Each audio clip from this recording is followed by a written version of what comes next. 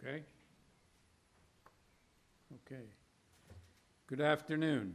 Due to COVID-19, Committee of Adjustment public hearings are being conducted virtually by electronic means through WebEx webinar, an online digital platform, and streamed on the Toronto City Planning YouTube channel. Participants who have registered in advance will be able to make their presentations to the committee using WebEx webinar, which is moderated by city staff. Anyone wishing to view the hearing may watch on YouTube.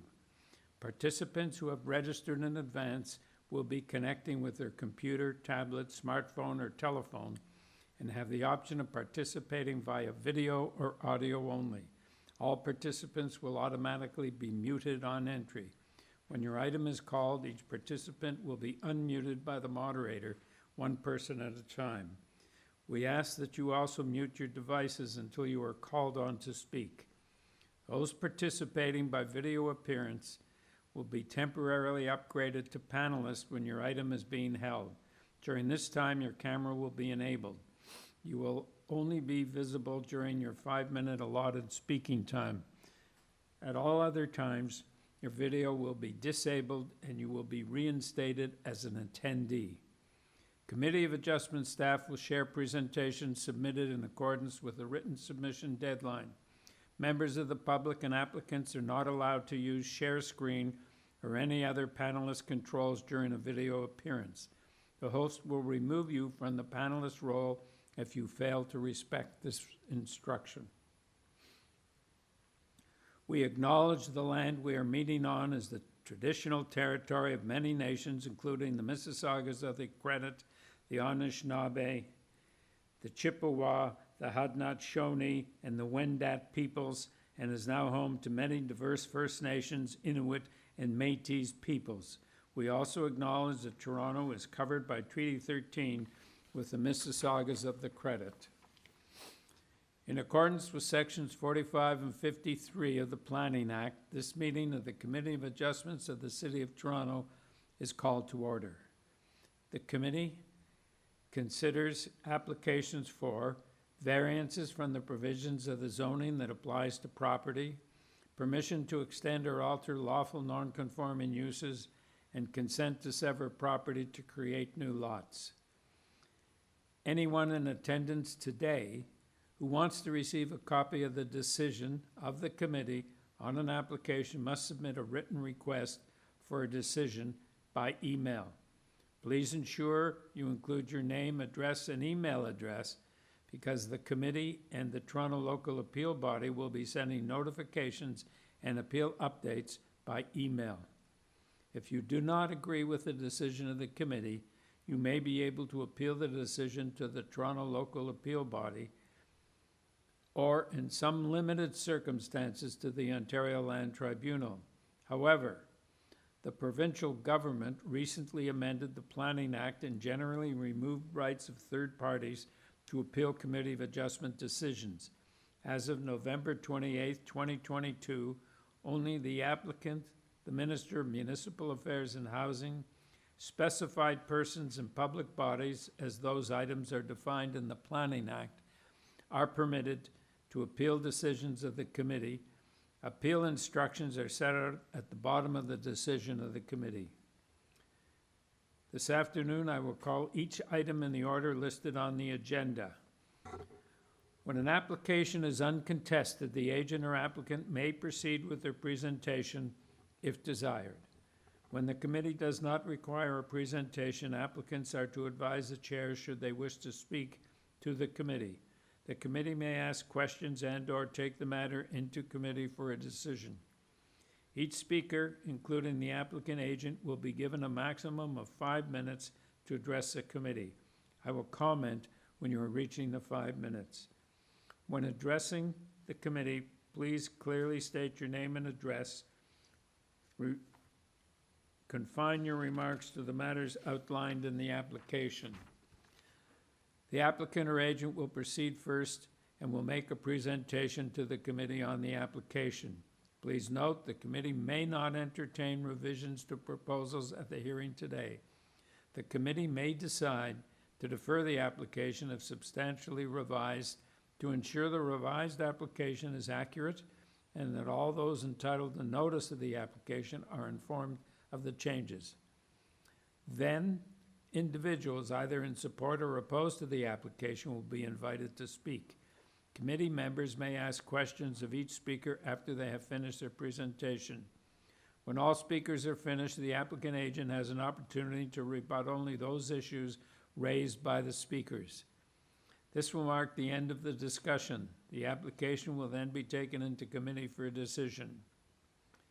Are there any declarations of interest of panel or staff for items in the afternoon time slot?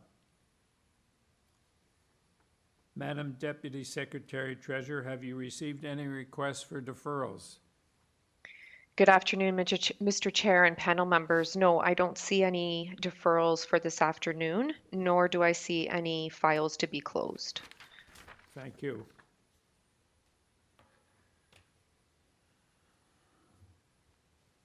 Number 2141, Yarmouth Gardens. The purpose of this application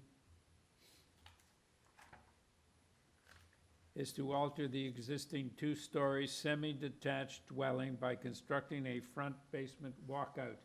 With this application, we have material submitted by the applicant. Ella Agranov. Sorry, through you, Mr. Chair, before we get started, John, can I just ask you just to fix the microphone, please? Because it seems like it's cutting in and out. Thank you.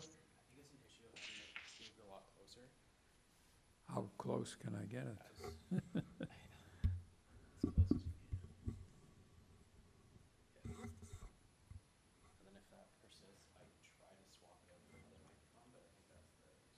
Yeah, okay. So Ella Agranov.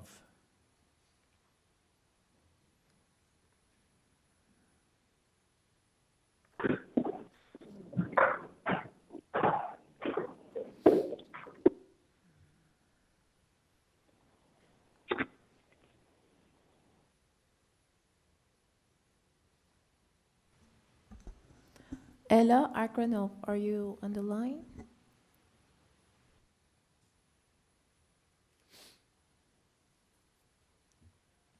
Hello. Hello. Hi, can you hear me? Yes, we can. This is Angad. Ella is actually not working with us anymore, but Deep from my team is going to attend the meeting for the committee meeting. So how do I have him? Well, we would like Get to on know, this we call. would like to know your name and your address first. Sure. My name is Angad. The office address is 3080 Yonge Street, Toronto, Ontario. Okay. All right, so, yeah, so we have some opposition, so you should give us a presentation. Okay, but it's not me who's supposed to attend the meeting. It's my colleague Deep. Pardon? Hello? Hello? Yes. Hi, am I Hello. audible? Hi, my name is Deep. I'm joining the meeting on behalf of Ella. I'm sorry about the confusion here. And yeah, I would like to go ahead and present with the... We need your name and your address first.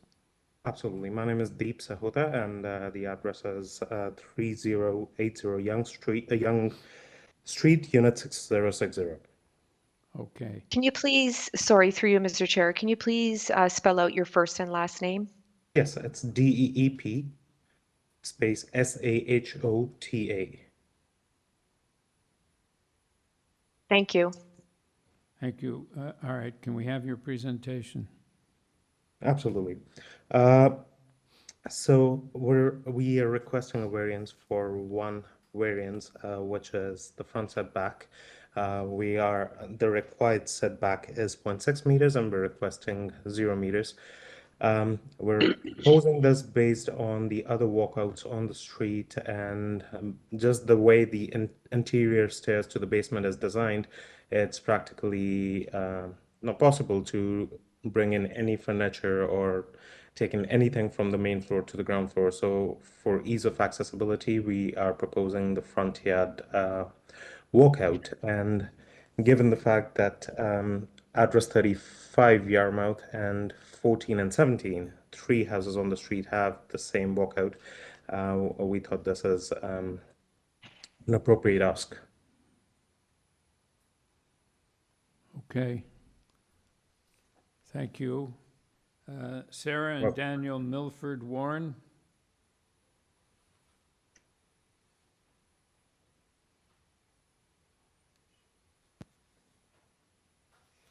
.39 St. Clarence. We have no interest in Yarmouth. Hello. Hi, can you hear me, sir? Yes, I can hear you. Can we have your name and your address, please? Yeah, I'm not here for this presentation. I'm here for 439 or 493 St. Clarence. Okay. That's next. Okay, Sarah. We need, no one there? Okay. All right.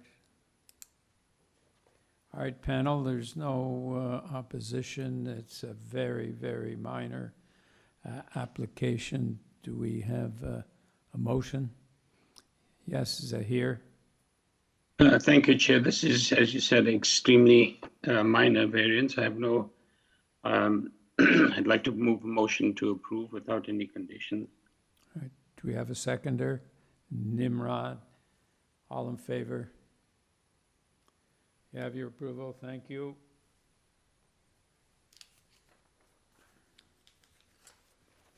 Number 22.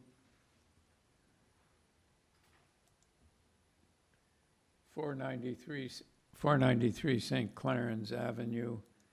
Purpose of this application to convert the existing two-story semi-detached dwelling, one-unit dwelling into 3 units with a rear basement walkout and a rear second-story balcony with a staircase leading into the rear yard. This dwelling will have 1 primary unit and 2 secondary suites, 1 within the basement and 1 on the second level. The 2 parking spaces in the rear yard abutting the laneway will be maintained. With this application, we have material submitted by the applicant in opposition from 491 St. Claren's Avenue.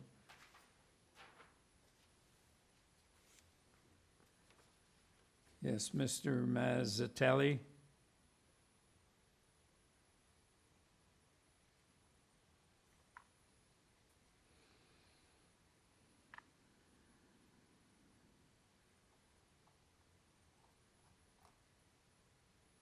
Is Mr. Mazzatelli here?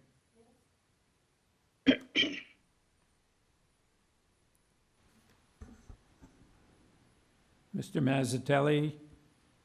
Yes, I'm here. Yeah, can we have your name and your address? Yes, Joseph Mazzatelli, 608 Oriole Parkway, Toronto.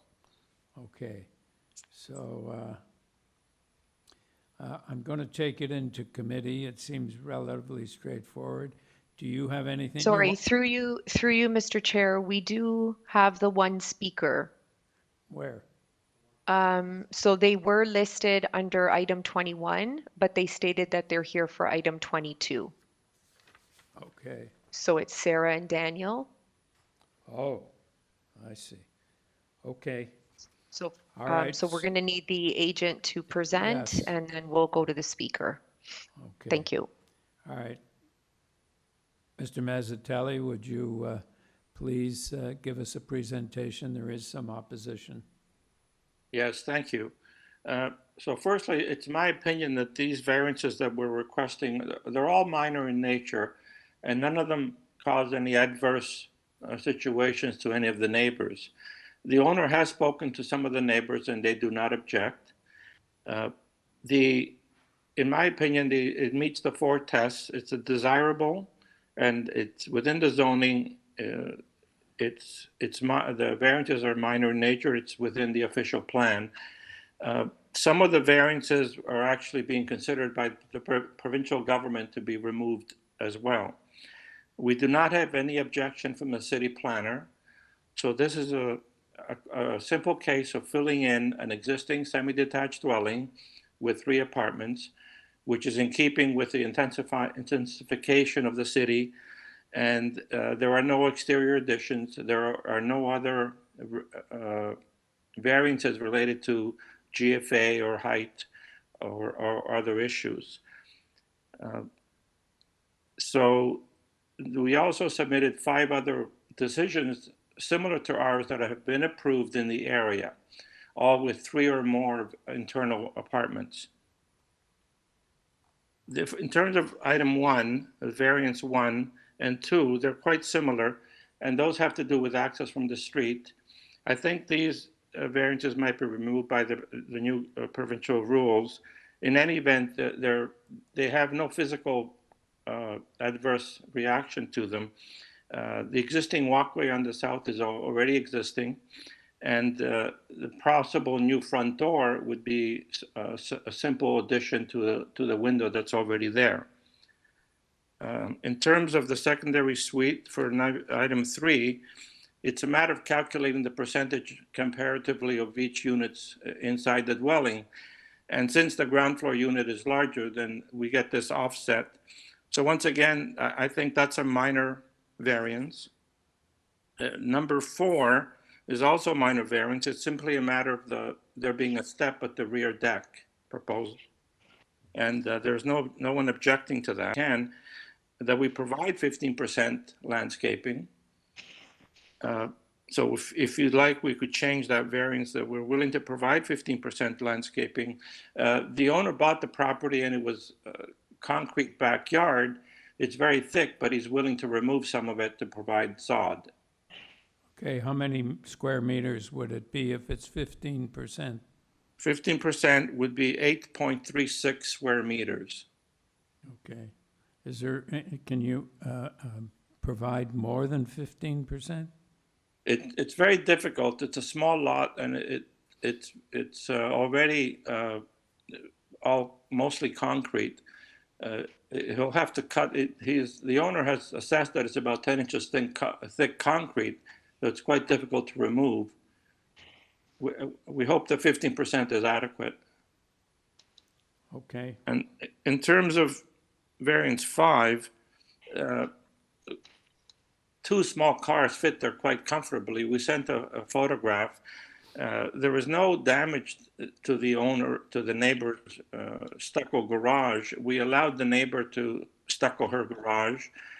We obviously will continue to allow her to do that. The owner promises that there will not be any damage to the stucco, and we're willing to put up a simple fence, a guard, so that doors would never touch her stucco garage. So that's something we're willing to do as well. Okay. Panel, do you have any questions? Zahir? Just in terms of the parking spaces that you identify in the site plan, is this currently a garage, or is this just a parking pad that may be gravel? No, it's an existing concrete parking pad that was there, has been there for years. There's no garage on our property. And the zoning bylaw calls that we simply maintain what is there. But in providing 2 cars, which the owner would like to do for two tenants, who obviously is going to have tenants that have small cars, that triggers a variance. And so we're slightly more narrow than the requirement, but we sent in a photograph that 2 cars fit quite comfortably. And just to pursue the point that you were making earlier about the existing concrete paving, is that there's a portion of that the owner is prepared to remove and replace with sod? Yes. Sorry, the owner has sent in a sketch how he'd like to do that, and that would achieve at least 15%. Could you just give us an idea of what that looks like on the site plan? So there's a drawing that is in the file that he sent in. He drew a rectangle between the house and the cars. I see. It's a simple rectangle shape that is about 90 square feet. Through you, Okay, Mr. and Chair. that would be the equivalent of the 15% that you mentioned. Yes. When Okay, when was this thank you. document submitted? It's in the applicant response to opposition.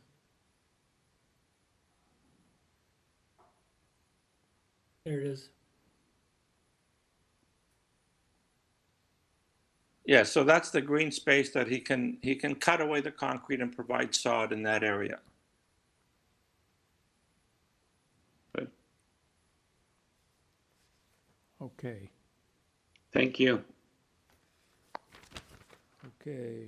Sarah and Daniel Milford Warren. Yes, Daniel Milford Warren speaking. Yeah, your address, sir?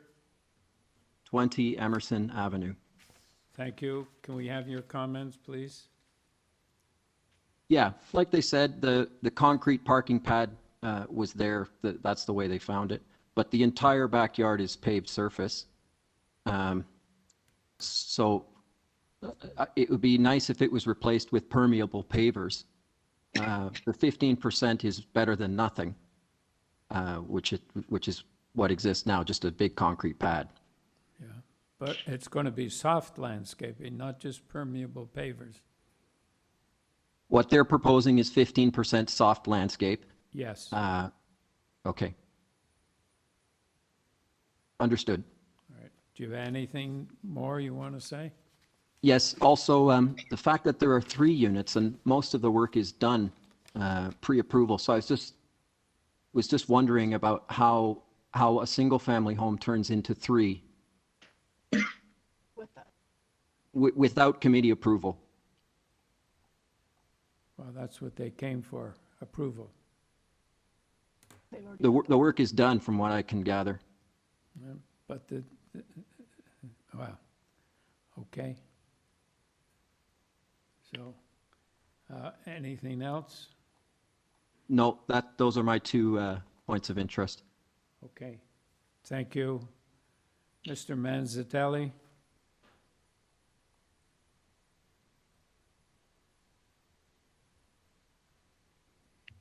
And we hope that you agree that the actual sod improvement that we're making, 15%, is acceptable for you to approve this application, please. Yeah. All right. Okay, do you have And anything? there are many houses with 3 apartments, and obviously anything above 2 apartments, you do have to apply for committee of adjustment. Right. Okay. All right, Larry, do you have a question? I have 2 questions, Chair, if I could. First off, the previous speaker indicated that the work has already been done. Is that true? As I said, we have a permit for 2 apartments, so which involves the basement, every floor. So there is work being done on the property legally with permits. We did not have a stop work order from an inspector, so I assume everything is according to the approved drawings. Yep, I would agree. The front yard walkout, is that done or is that still yet to be done? That I think is not done yet. Okay. And on your drawing for the rear yard, I noticed that, so you've got a 6 by 15 area, which gets you to just over half of what's required. But you're keeping a whole bunch of existing concrete there. I'm just wondering why you couldn't, if you're going to be breaking it up, why not break up enough to actually meet the requirements of the bylaw? Well, it's the owner has stated that it's so thick, it's 10 inches thick, and it finds it very difficult to break. We will have some additional sod, as I show beside the 1-story addition. You can see the dotted area, but that doesn't count technically because there was a balcony over it. So we will hope to achieve more than 15%. If I can take a moment, I'll ask the owner if he would like to increase that. Can you hold for a second? Yeah, I think it Yeah. might be worthwhile. I mean, if he's getting a saw and he's cutting through it anyways, it doesn't seem to be incrementally a whole bunch more work to meet the bylaw. I'll be back. All right, just a minute, please. Jeff? If you go to 20, they'll probably accept. All right. Yes, I've spoken to the owner, and he's willing to increase that to 20% if you approve that. Can you give us the square meters as well? Okay, so that would be, oh, just a minute.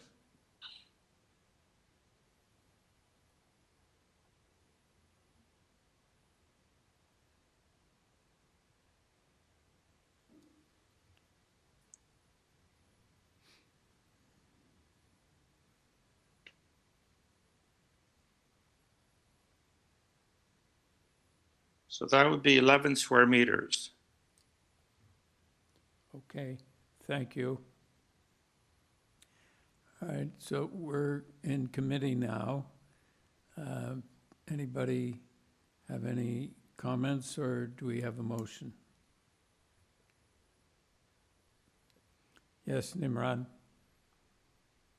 Well, I think what's being proposed, the variances are minor. I think it's an improvement that it is the amount of soft landscaping in the rear has gone from 0 now up to 20%. And so that's certainly an improvement from what is there today.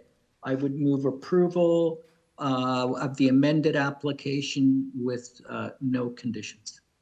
You have a seconder, say here. Nimrod, if I might just ask, Sure.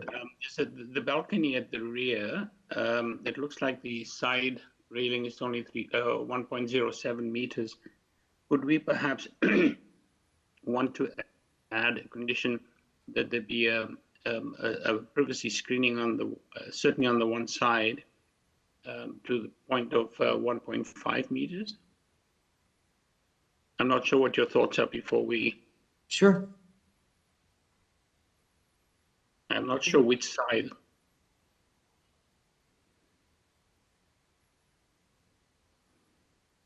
Can't quite tell which side of the building it is. Because on the other side, there's a staircase that comes down into the backyard. So is that the north side? There's a north arrow. So it would be actually on the south side. Because on Okay, the north side, there's the staircase that comes down. right. So we just need the 1.5 meter screening on the south side. Sure, so let's add that condition in. Thank you. And so you read in the amended landscaping at 20%, did you? Yes, the application as amended, yes. Okay, seconder, say here. All right, Yes, sir. All in favor? Have your approval, thank you. Number 23, 10 Longspur Road.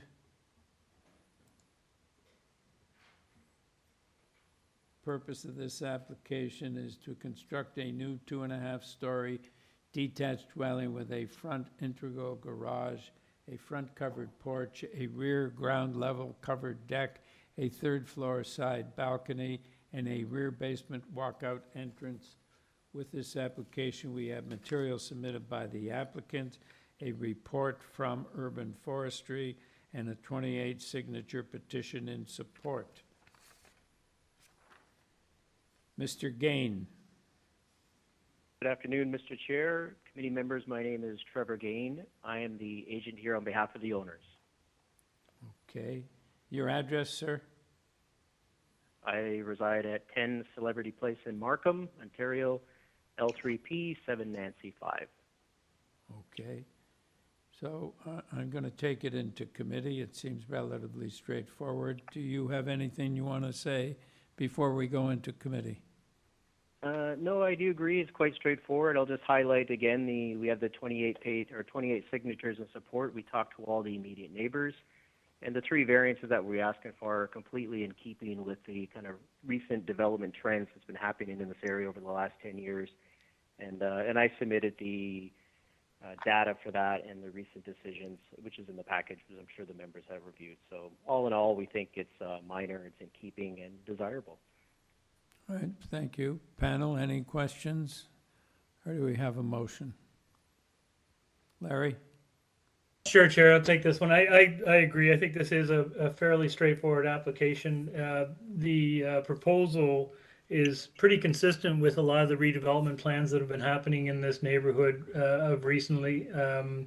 It's an area in transition, and I thought that the proposal was actually quite modest and at only 2.5 stories, I thought it would fit in quite nicely. And the variances before us are collectively quite minor.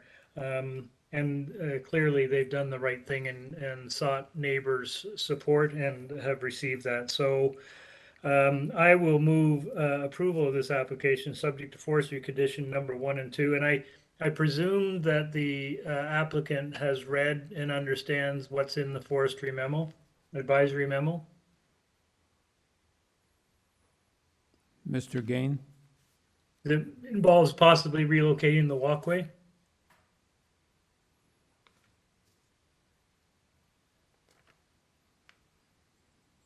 Mr. Gain, are you there?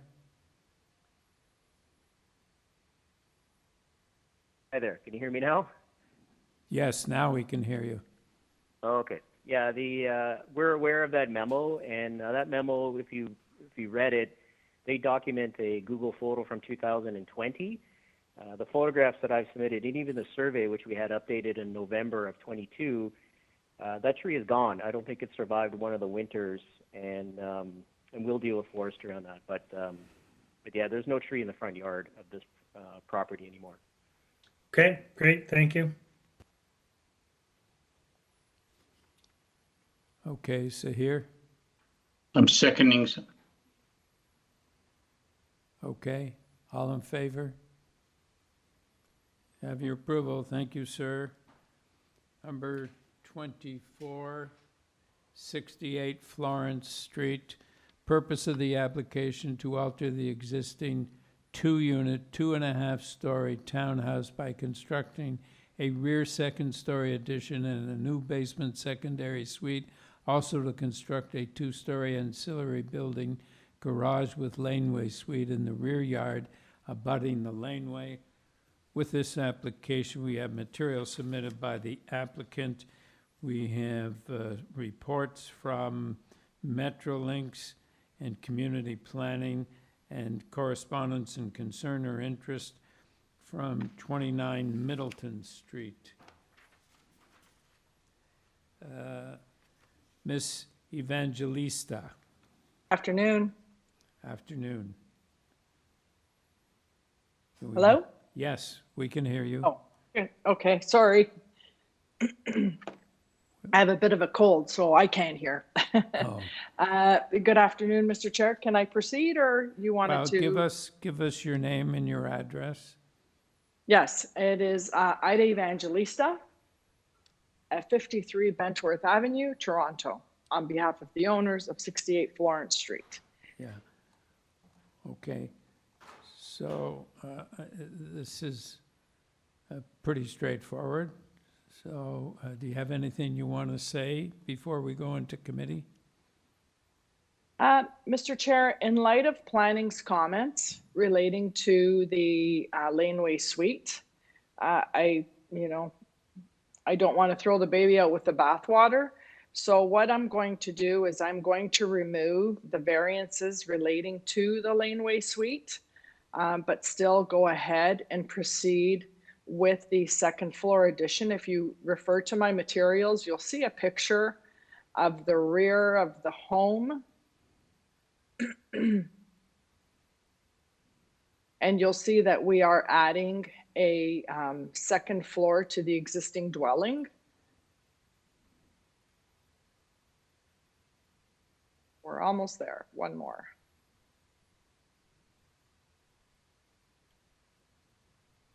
You have my submission on file.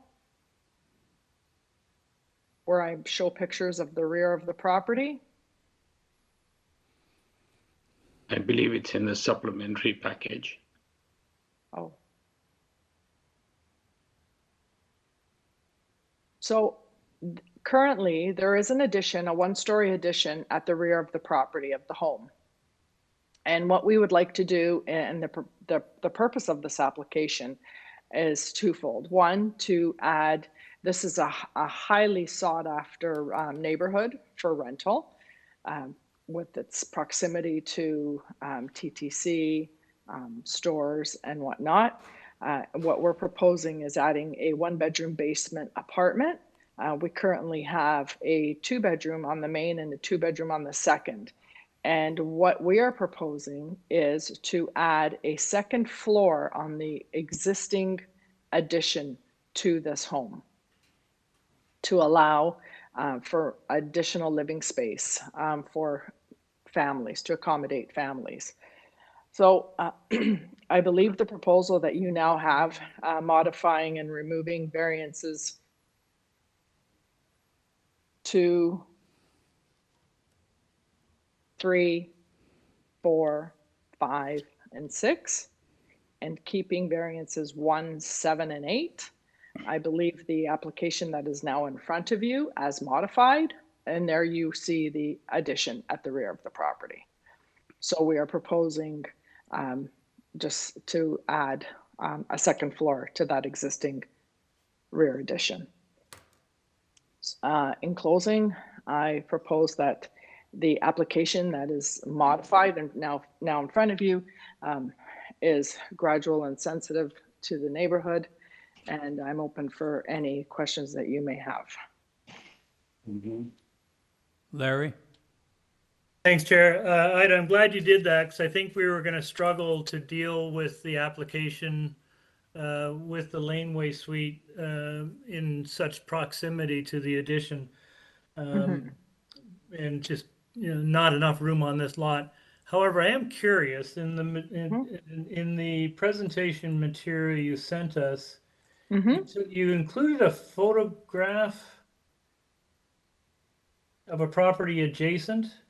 That is correct. It's literally right across from us. It has a laneway suite? It does. And what's the separation distance? Do you know what the separation distance in that case was? Because it looks equally close to the house. Through you, Mr. Chair, I do not, Member Clay, I do not have that information. Staff will be helping me in gathering that information, but it is a very similar, if not closer to. Yeah. I believe, yeah, I believe through you, Mr. Chair, Member Clay, it was the 45-degree angle that we have to rectify in the height. So that's why we want additional time, just to, iron out all the details. Yeah, no, that's good. I mean, I agree with you. This is an area that can benefit from additional rental accommodation. So, but it is a small lot, and if there's a way to do it, it would be great. But as currently presented, I would agree with planning staff. It's just too much in this lot. So you will be bringing back an application for a laneway suite? Mr. Chair, at this time, I'm not sure. We have to regroup and take a look at, how we can, if it is possible and feasible. But at this time, it's off the table. Okay. So we deal with the application as it is. That is correct. Subject to the Removing all the deletion. variants. Right. So the variances on the floor are 1, 7, and 8. Everything relating to the home itself. Okay. Thank you. All right, panel, yes, here. I just had one quick one. I take it the purpose is now going to be just the first sentence and delete the second. I'm sorry, through you, Mr. Chair. Can you repeat that question, or was that a question? Yeah, the purpose of the application now has to be amended. So it'd be the second sentence that presumably is now deleted.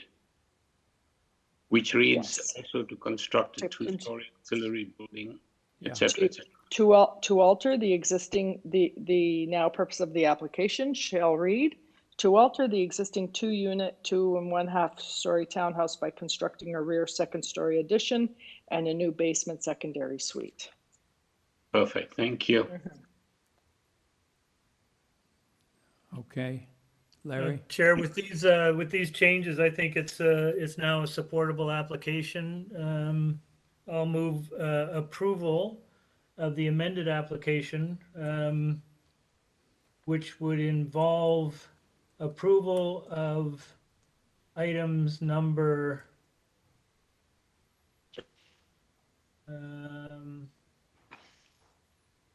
7, 1, 1, 1, 7, 7, and and 8. 8.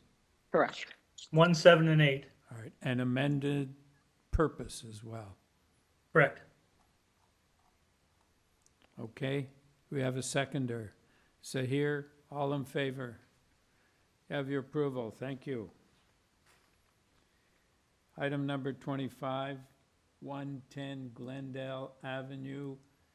Purpose of the application is to alter the existing two-story detached dwelling by reconstructing the front enclosed porch and to construct front and rear basement walkouts. With this application, we have material submitted by the applicant and correspondence and concern or interest from 147 Glendale Avenue.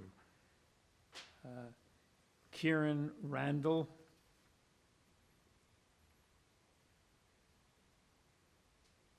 Here representing the owners as the architect on record. My address is 2088 Dundas Street West. Right. Could you just repeat your name? Because it didn't come out. Yes, certainly. Kieran Randall. All right, thank you. I'm going to take this into committee. It's pretty straightforward. Do you have anything you want to say to the committee? I agree. It's pretty straightforward. Essentially, it's just rebuilding the built form that is there currently and expanding the use into the basement for an additional unit used for the owner's in-laws and that nature of use. I would want to note that the existing front of the house has seen better days. It's not at the same standard as the rest of the house, which has been really newly renovated. So all in all, this rebuilding of the front entry will be benefited by the community at large. It will make the street frontage much more beautiful. And the variances that we're seeking here are indeed minor. The front yard setback essentially is, as far as the built form, unchanged, but as far as where technically the measurement has to be taken from changes because we're formally enclosing the porch, which would make the demarcation point from measurement from the main wall to the main wall of the porch. However, the built form and the apparent visual impact from the street is the same. Speaking to the second variance, the floor space index is marginally increased, essentially because we're making the current porch, the new really built porch, up to OBC standards with the correct insulation. That makes the wall thicknesses increase, and therefore we're not actually asking for more interior space. It's just the performance of the winterizing and making that space fully enclosed. 108 Glendale, right next door, they have an enclosed porch. We think it looks fine and in the context with the community and the neighborhood, and therefore we think this it's already in the same nature what we're asking for, and it's not going to change essentially how the street frontage looks. And finally, we actually had a back and forth with Jordan Chow from building department. We sent some images on the trees and their locations. They had no issues with them, so we understand this feedback as no objections, so we would be happy to move forward and protect the trees regardless. And in a nutshell, yeah, as you mentioned, it's very straightforward, and I would be happy to answer any questions you may have. Okay, any questions, panel, or do we have a motion? Nimrod? I think that the variances are minor in nature, and I would move approval with no conditions. You have a seconder, Sahir. All in favor? Have your approval. Thank you, sir. Number 26, 594 Indian Road.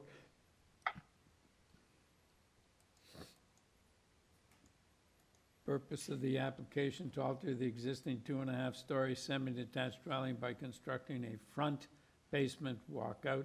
This dwelling will have one primary unit and one secondary unit.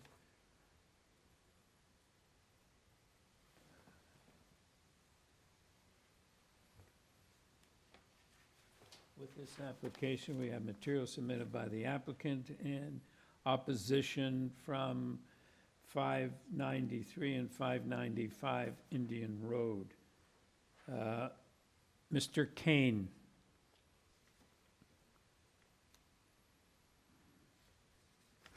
Hi, good afternoon. My name is Warren Can. I own 594 Indian Road. Yes. Hello? Well, I don't think we need a presentation from you. Is there anything you want to say to the committee before we deal with this matter? I purchased the home, and it was an existing triplex that was granted status in 1977. I share a party wall with 592 Indian Road, which already has an existing front walkout, and that's also an existing triplex. The object I purchased it to add a fourth unit in the basement, and I was informed later on, once we started doing some demolition, it was originally minor demolition interior, and it turned into major because of, obviously, I found many mechanical deficiencies that I couldn't turn a blind eye to. So, yeah, I mean, it's everything else in terms of the application I feel is minor in nature. I've spoken to my neighbors, and I had not had any objection. I feel that it's in keeping with the provincial legislation to add housing. It's very close to transportation. It's within walking distance to several grocery stores, which is I think is very important to adding to having reasonably low income housing for people who don't have a modes of transportation. And I don't have any other changes that I'm proposing. Okay, thank you. Any questions, panel? Yes, Larry? I was just reading the letter on file from 593 and 595 again. They seem to be concerned about the visual appearance of the walkout, and thought originally there was going to be some screening. I wonder if you could speak to that. So the gentleman's name is Tom, I believe. He's directly across the street from me. I have already improved the visual by leaps and bounds. I'm a pretty responsible owner, and I stated to Tom that if it was something that really upset him in terms of everything is in keeping with the architectural integrity of this building. It's a beautiful 115-year-old house. So I've already added really nice architectural windows that are in keeping with that era. And I said to Tom, if this really offended him, maybe we could compromise and put up some cedar trees so he doesn't have to look at. It's the front walkout is there, so that's not changing. My neighbor, that as I said, that I share a party wall with at 592, has already had has had that walkout forever. So Tom is already looking at that. So, maybe I shouldn't reference him by name, but 593 and 595 is already staring at that already. So yeah, I mean, if that's something that has to be addressed at a later date, then I wouldn't have problems doing that. Okay, thank you. We're literally taking a house that had 3 apartments and making it into, sadly, 2. I wanted to do 4, but the city informed me that there might be obstacles from there. Okay, so panel, do we have a motion? Yes, Nimrod? Yeah, so there's only a 1 variance, and I believe it to be minor in nature. I would move approval with no conditions. So here you second that. All in favor? Yeah. You have your approval, sir. Thank you. Number 27, 82 Marchmount Road. Purpose of the application is to alter the existing 2-unit semi-detached dwelling by converting the front ground floor enclosed porch into habitable space and to construct a rear second floor deck. This dwelling will have a total of 3 dwelling units. With this application, we have material submitted by the applicant.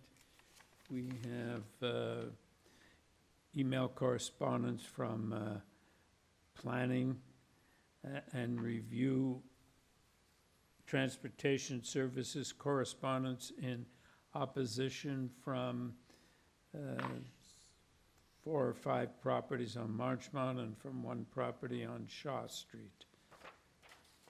Mr. Day?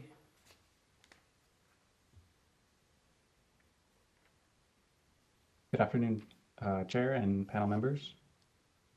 My name is Graham Day, and I'm at 37 Main Street South in Waterdown, Ontario. And I am the applicant and agent on behalf of the homeowners here.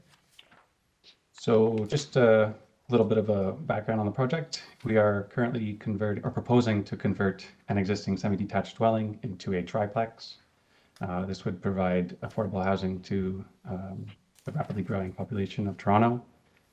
We are seeking approval of 7 minor variances, several of which are currently existing conditions which have been realized throughout this process.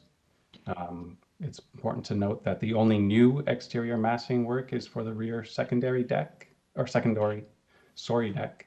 There had been several correspondence and reviews taking place with city staff for comments and feedback prior to our submission. And to our knowledge, to this day, no staff or department concerns have been made towards our application. Thoughts and considerations of neighboring properties had been accounted for before this plan for you today from the original set-out plan that we originally discussed early last year, such as the deck size has been reduced from our original plan and the parking has been maintained. One last note, there is current construction on site, and this is for a previously approved permit for a secondary unit. So that's kind of ongoing right now, and there may have been some confusion with some of the objection letters that I had noticed as to what's going on currently. I understand there has been a few letters that all share a common theme, which we have reviewed and are prepared to answer any questions they may have. Thank you. Thank you. Any questions, panel? Yes, Sahir? I was just going to ask variance number 7, soft landscaping. What's triggering this variance? Is this something that's happening in the rear that is going to cause it? What was the existing, and what are you asking? Why are you asking for this variance now? So I believe through to you, I believe permeable parking space is not accounted for soft landscaping, and therefore it's not included, and therefore we do not meet it, which is why we call out that we would propose for the driveway to be constructed of permeable pavers, and the deck also covers even though it's at the second story, it does cover part of the backyard, which also negates from the soft landscaping here. Sorry, I'm missing something. The parking space that's indicated on the site plan, that's intended to be permeable That's pavement, correct. or is it already currently? No, it is not right now. It's a bit of a construction site right now, just due to the Okay. construction. There is a disposal bin there, but the intention is to have permeable pavers for parking there. In that entire space. Correct. Okay, good. It's not listed. Oh, it does actually. It says driveway to be constructed of permeable pavers. Thank you. I missed that piece. No problem. Thank you. Yes, Nimrod. So if we can just pull up that site plan just to look at that rear, because the parking space only takes up a portion of that rear area. And the rest of that seems to be covered with, that paving material. So is in fact that going to be used as additional parking area, and can you not remove some of that that's outside of the parking space and turn it into soft landscaping? Through to you, to the chair. Yes, the intention is to have parking there, although it does not meet the legal parking space size. You can, although squished, you can fit 2 moderately small cars to mid-size. However, only one technically can fit just due to the code. But yes, the intention is to have parking across the width there. We can explore having like a walkway down the one side, but that would eliminate parking for sure for 2 cars.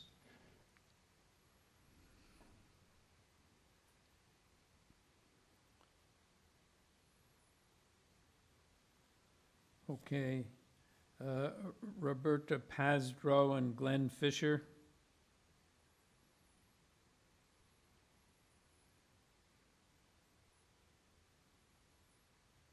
It's Roberta Pazdrow from 84 Marchmount Road. I wanted to just quickly address a couple of the requested variances. First of all, number 1 and number 3, which talk about affecting the building size and the depth reduced at the setback. And what this focuses on is 82 has an enclosed front porch and has had for a long time. And now, as they want to convert this number 82, which is, we share the party wall on the other half of that semi, they want to convert it to living space. And not only am I concerned, but you received a number of letters from the neighbors, and they're all concerned about this and these are from people who are owner-occupied houses, not tenants, but who have lived in the neighborhood, most of us, more than 20 years. And what they're concerned about is that change of turning that porch into living space, permanent living space, will affect the streetscape and it will set an undesirable precedent. So right now, just so you know, number 82, 84, 86, and 88, we all are the same semi. They were built all at one time, about 1915, and none of those porches are enclosed. So number 82 already has a very small amount of green space, and in making that living space would compromise it even more. I do have one other comment to make. So do you want me to just go ahead and do my whole presentation? Yes. Okay, so this addresses number 5, and this is the deck, the proposed deck at the rear of the house, item number 5. And I have to say, for us at number 84 plus 86 and 88, it's a non-negotiable issue for us because the biggest thing is it impedes our privacy. Our backyards are quite small already, and to have a deck overlooking them can impede our privacy, add noise, and it significantly changes the backyards on Victor Hara Lane, our lane, that's the lane behind our house. And again, these are owner-occupied houses. It will also restrict light and sight lines, and there are no other decks like this. on Victor Hara Lane on the north side of Marchmount. So we really feel strongly about it. And that deck will have a very big effect on number 84. I'm willing to propose a compromise. Here at number 84, we have a second floor balcony on the west side of the house. And if you look at the drawing, there's the proposed deck is sort of L-shaped. And on the part on the east side could be a balcony that mimics what we have, and we'd be totally happy with that. But we really strongly, I can't emphasize how strongly we oppose that deck. And because it's not only going to affect us, it's going to affect at least the next 3 houses down the lane. And lastly, the neighbors, I forgot to raise this in my letter, but item number 6, the parking issue. Parking, like everywhere in Toronto, is a nightmare here. And with 3 units in this house, that could easily add 6 vehicles. And the plan is showing 1 parking spot. If there's a way to squeeze in 2 parking spots, I think we absolutely have to do it. There is no parking here. And I'm happy to respond to any of those things, but those are my 3 points. The front porch being converted to permanent living space, losing the back deck, and 2 parking spots. Thanks very much for listening to me. Yes, Nimrod? So I have a question for the speaker. I'm just wondering, the front porch of the existing unit we're talking about, it's already enclosed. Is that correct? That's correct. And it has always been used as a porch, not as permanent living space. And that's what we're concerned about, because it will affect our front porch, but it also sets a precedent. And I'll tell you, we never opposed that porch. The owners of number 82 were very elderly. Even when I bought the house 20 years ago, they were elderly. I never opposed anything they did because it would kill the gentleman, Rosario. And I never opposed anything. They have since sold the house. So that's why it's still there. Okay, thank you. Thank you. Mr. Day?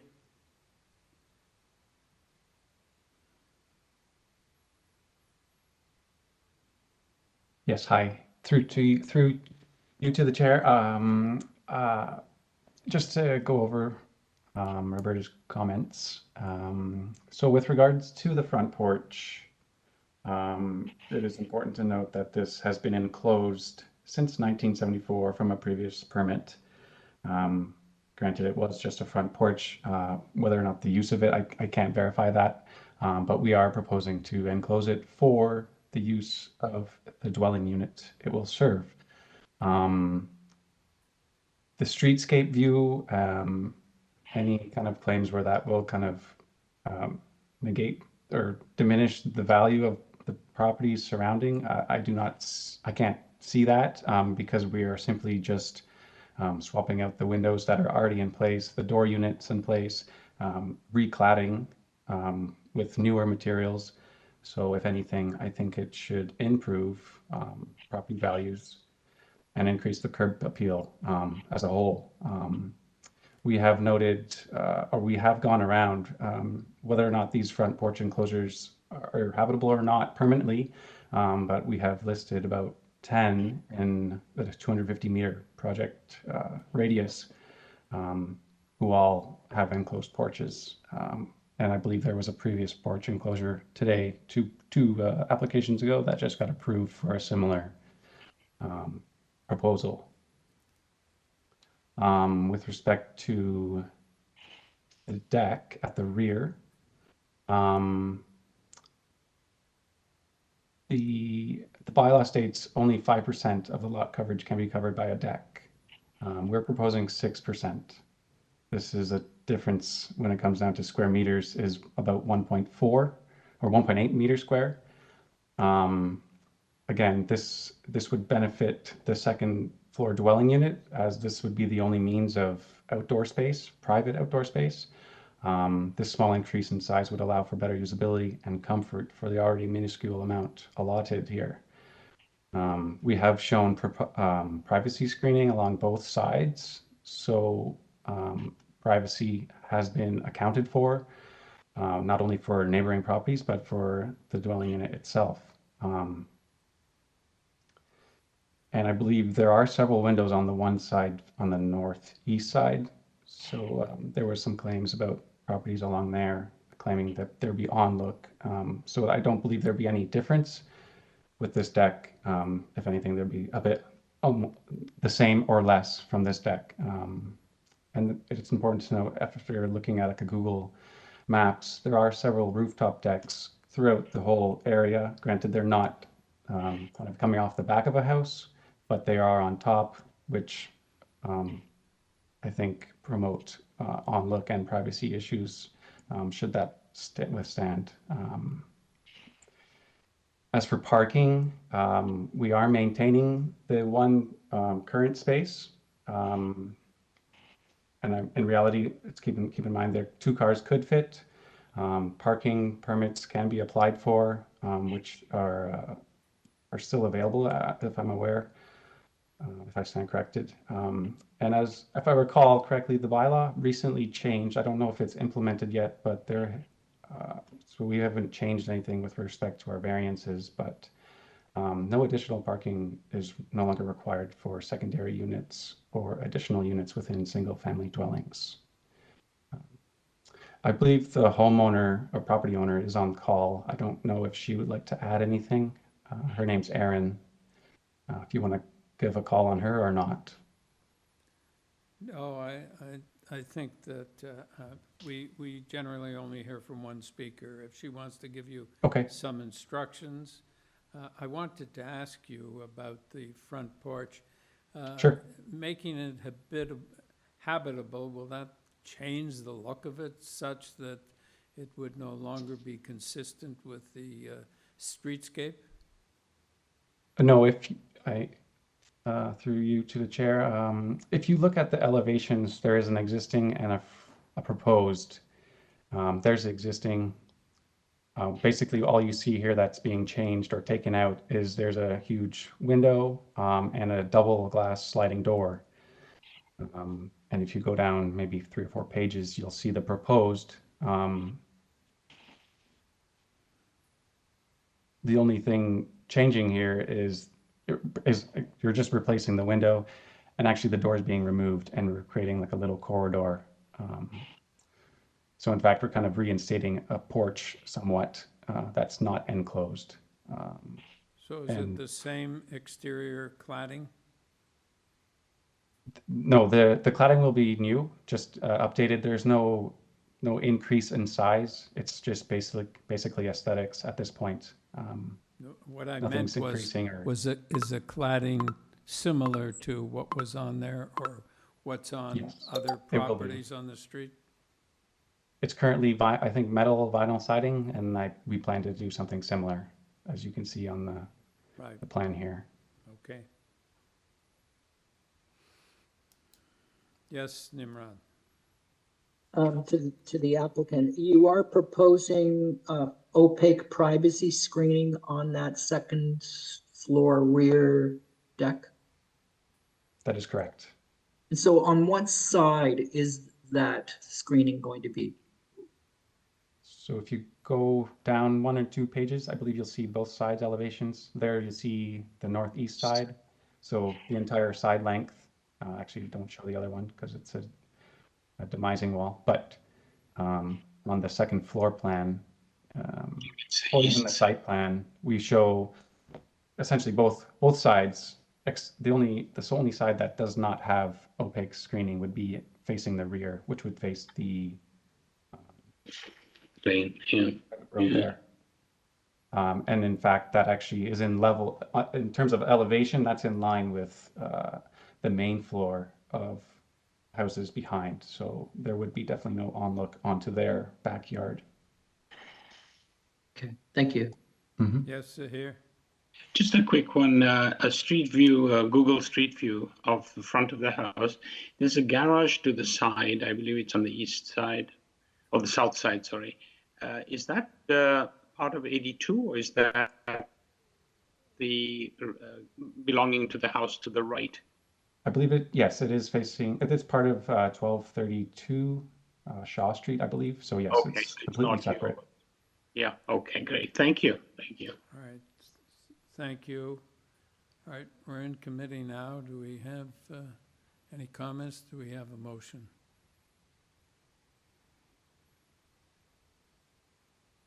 Nimrod? I've got a few comments. Are we in committee? Yes. Okay. And so, I've been struggling with this front porch question, but ultimately, there doesn't seem to be any difference from the look of what's currently there now. What happens is it transforms that space into part of that indoor living space, even though it's already indoor space by the fact that it's already enclosed.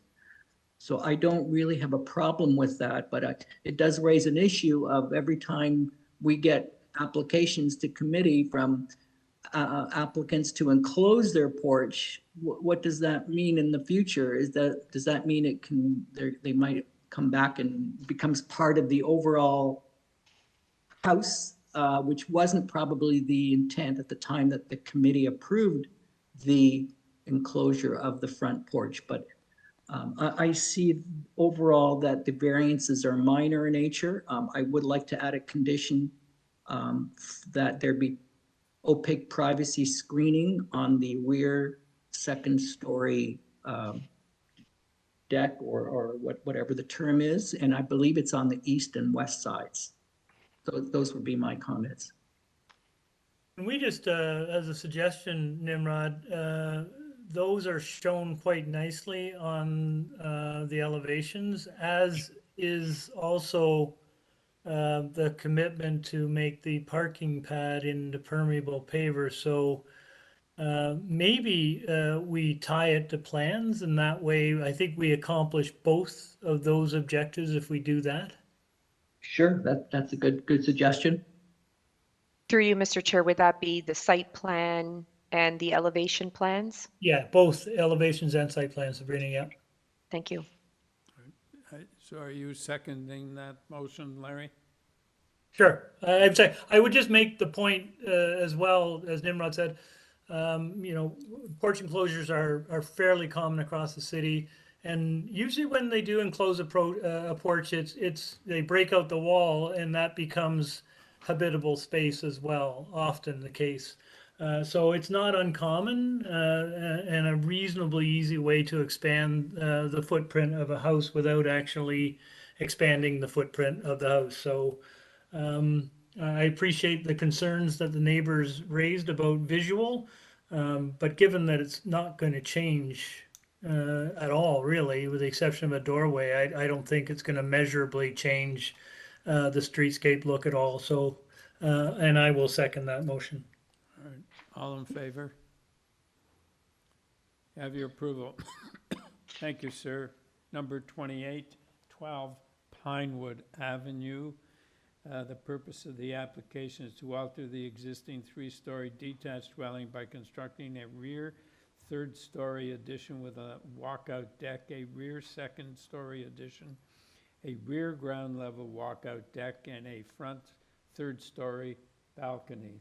With this application, we have material submitted by the applicant and a 12-form letter in support from properties on Pinewood and Humewood. Mr. D'Oliveira.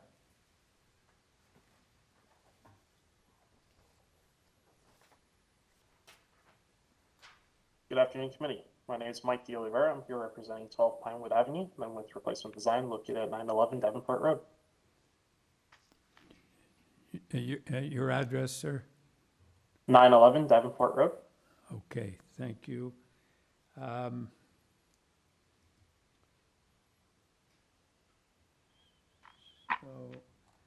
I think you should, there's someone else who wants to speak. I think maybe she's in support, but just in case, perhaps you could just give us a broad strokes on the, on this project? Certainly. So as you mentioned, our clients are looking to create a two-story and rear-story rear addition, as well as a front balcony on the third floor. And we did collect 11 letters of support, most importantly from the neighbor directly affected on the right-hand side. The building to the left-hand side there, number 10, is an apartment complex.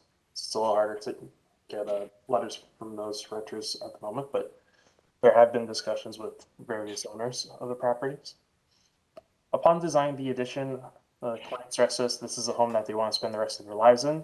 And with this, we attempted to design something that would comply as closely as possible with the zoning bylaws while giving them what they required. And although we have a variance of 0.85 floor space index, this is very minor when compared to the permittable floor space index in the area. We're only over by 0.05. This is a difference of about 15 square meters, or 15.05 square meters. Similar to that, we're in line with other applications on the streets, such as 122 Pinewood, which was approved for 0.93 FSI, as well as our height.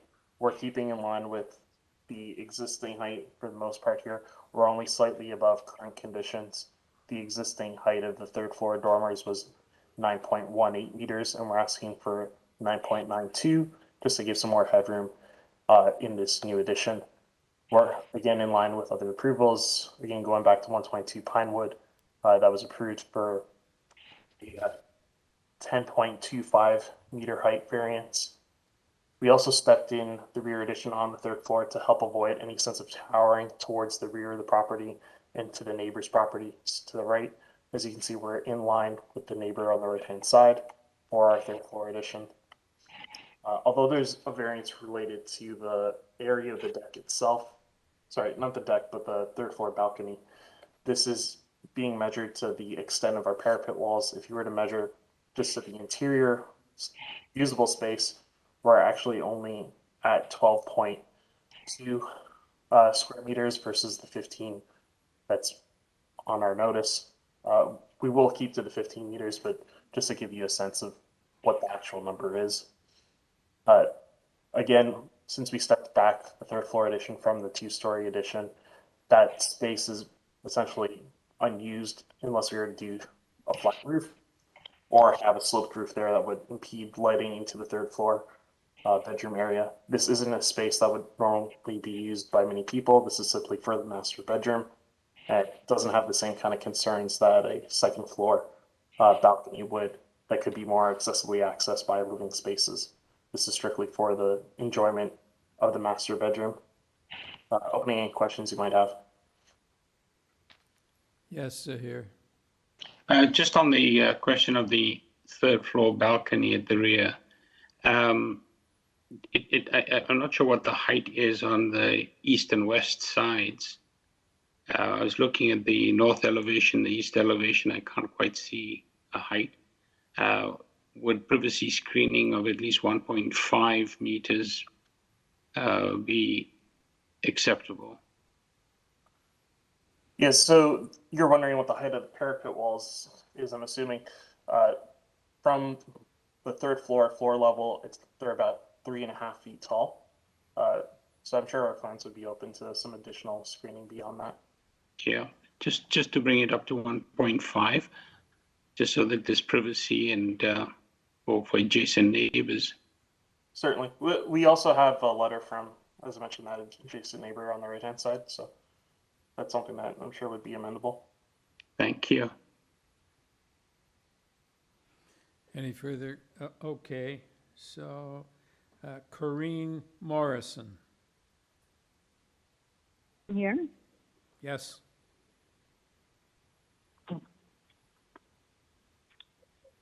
Hello? Yes, we can hear you. Would you please go ahead, give us your name and your Okay, address? did you have a question for me? And No. We need I'm sorry, your did you name. ask me a question? Yeah, you give us, can we have your name and address, please? It's Corrine Morrison, and I'm at 13 Pinewood Avenue. Okay, did you want to and the owner make, of the property. yeah, did you want to make a comment on the application? I mean, I think what he's doing sounds reasonable, and it's great that he's, you know, making the back of the house so much more livable. The house sort of needs it, and I think it sort of keeps in line with many similar properties in the neighborhood, and you know what's been done with them. I don't even think his square footage is any, you know, that much more than any other houses actually. I'm, you know, the only thing I would say is with the balcony on the third floor overlooking the street. I don't know how large that's going to be. If it's going to be sort of imposing on privacy of the people on the other side of the street, but what he's doing sounds pretty reasonable, and I think it'll be a really nice improvement to the property. Right. Thank you. So I'm fine with it, and I think it'll be great. I think it'll be great for the street, and you know, hopefully help their family. Right. Thank you very much. All right, Mr. D'Oliveira, we don't need to hear from you after that. Panel, do you have any questions, or do we have a motion? Say here. Yeah, if we're in committee, Chair, I'd be quite happy to go forward with the motion. Go ahead. I think this is a reasonable proposal. Certainly it'd be an improvement. There are really no objections to the proposal, and as the agent has indicated, he's quite happy to raise the east and west sides of the rear third-story balcony to 1.5 meters, and that would be the only condition. Outside of that, I'm quite happy to move a motion to approve. All right, do we have a seconder? Larry, all in favor? You have your approval. Thank you, sir. Number 29, 20 Crown Park Road. Purpose of this application to alter the existing two-story detached dwelling by constructing second and third-story additions and a new covered porch flanking the side and rear, also to construct an ancillary structure, covered lounge, and an in-ground swimming pool in the rear yard. With this application... Sorry, through you, Mr. Chair, we didn't hear that very clearly. The microphone was going in and out. We need a new microphone. The purpose of the application is to alter the existing two-story detached dwelling by constructing second and third-story additions and a new covered porch flanking the side and rear, also to construct an ancillary structure, covered lounge, and an in-ground swimming pool in the rear yard. With this application, we have material submitted by the applicant, a report from Urban Forestry, 8 form letters in support, and correspondence and interest or concern from 151 McLean Avenue. Mr. Giordano.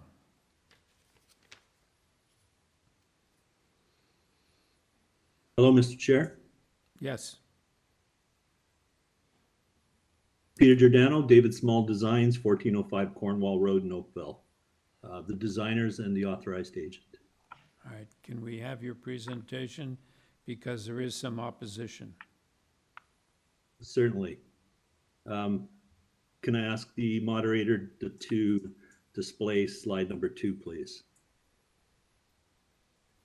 I'd like to also start by just a slight clarification. The project description calls the home an existing 2-story home. It's in fact an existing 3-story home. We're modifying the 3-story home. It is currently 3 stories tall.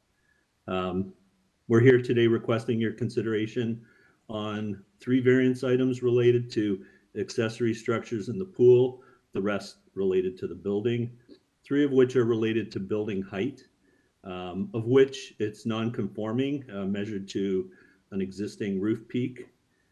Building height variances are also appear twice on the notice, public notice.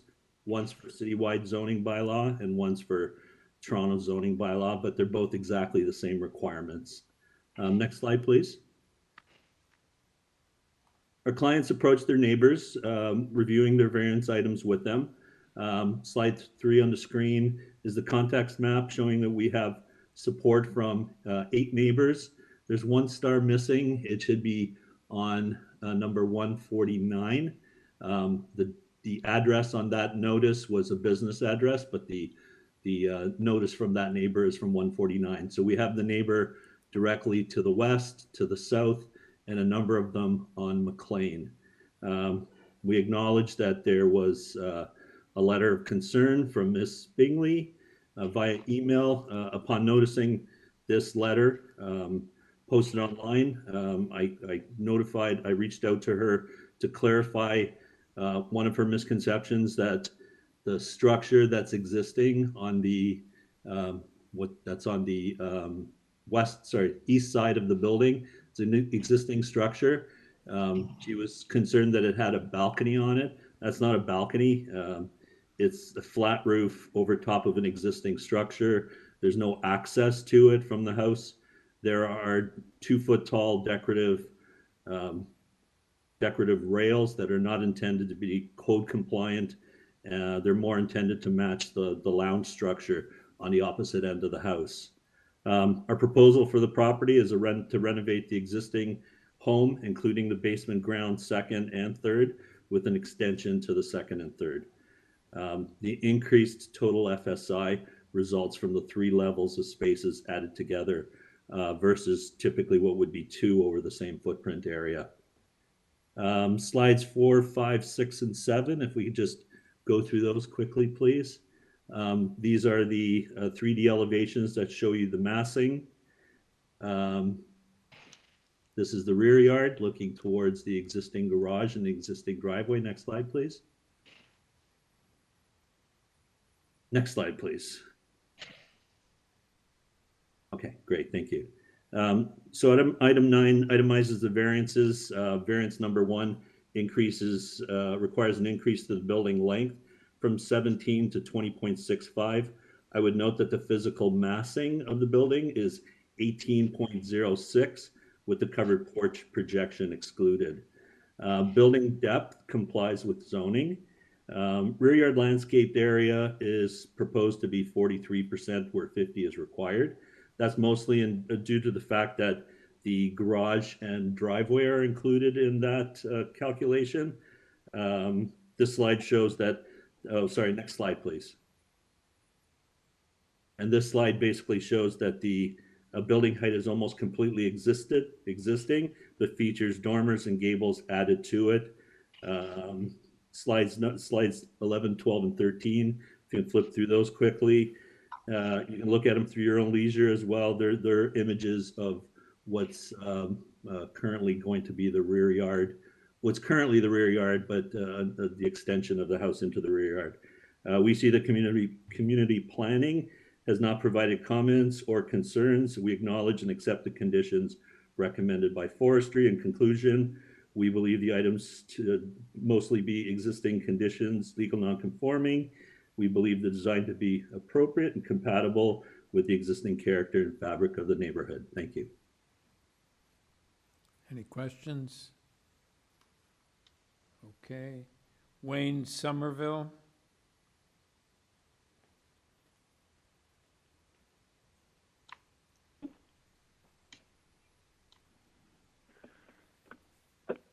Sorry, can you hear me? Yes. Excellent. So my name is Somerville, initials WA. I reside at 161 McLean Avenue on the east side of this property. I'm also a resident of McLean for more than 50 years. And I was interested to hear that the applicants had approached their neighbors, because I have several neighbors that I know of that weren't approached. I was not approached. I'm not sure whether Mr. Tumath at 156 McLean, which is the house immediately north of the project, was approached, but I believe he has something to say on his own. I've requested an opportunity to address the committee today because I'm very concerned about the ongoing impact of several of the variances that have been requested in the future, which seems to be the case for our street. We had a committee of adjustment hearing on last Wednesday. We had one just recently in spring before on McLean, and the integrity of the existing zoning bylaw is something that many of my neighbors wish to maintain. I didn't hear the applicant speak to the FSI being increased from 0.35 to 0.65, but it is our concern, and I can say that I note that under the existing zoning bylaw that was passed in 2013, 569, the maximum FSI was 35 times the area of the applicant's lot.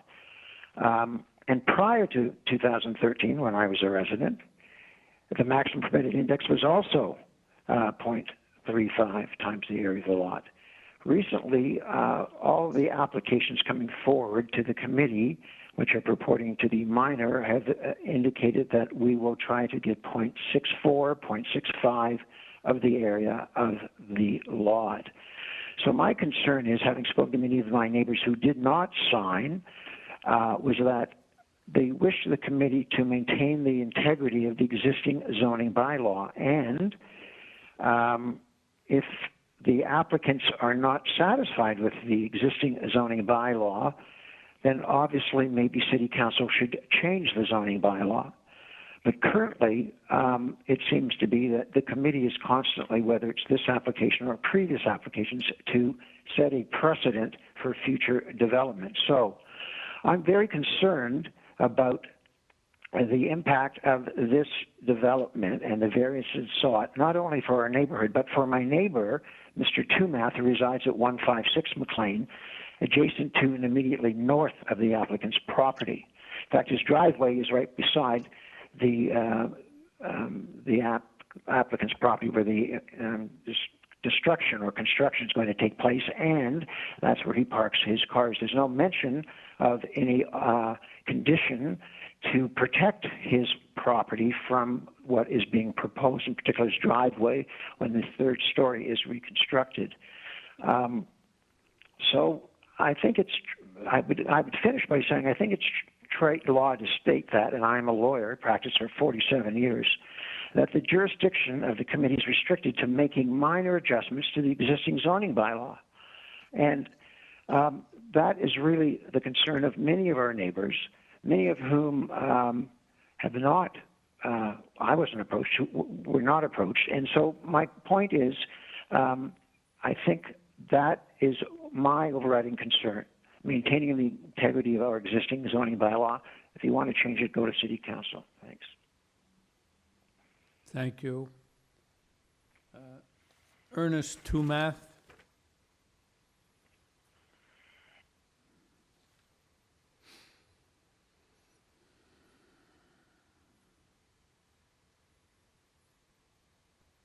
Hello, Yes. can you hear me, Mr. Chairman? Yes.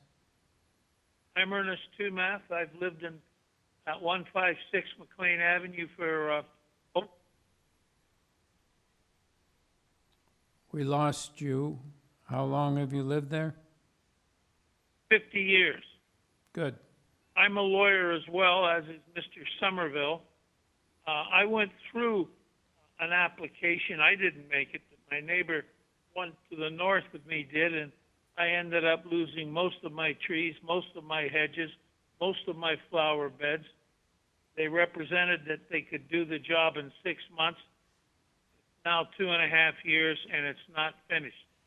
I'm very concerned not only with the changes they are making, which are not minor when you look at them all, but I'm also concerned about the amount of damage.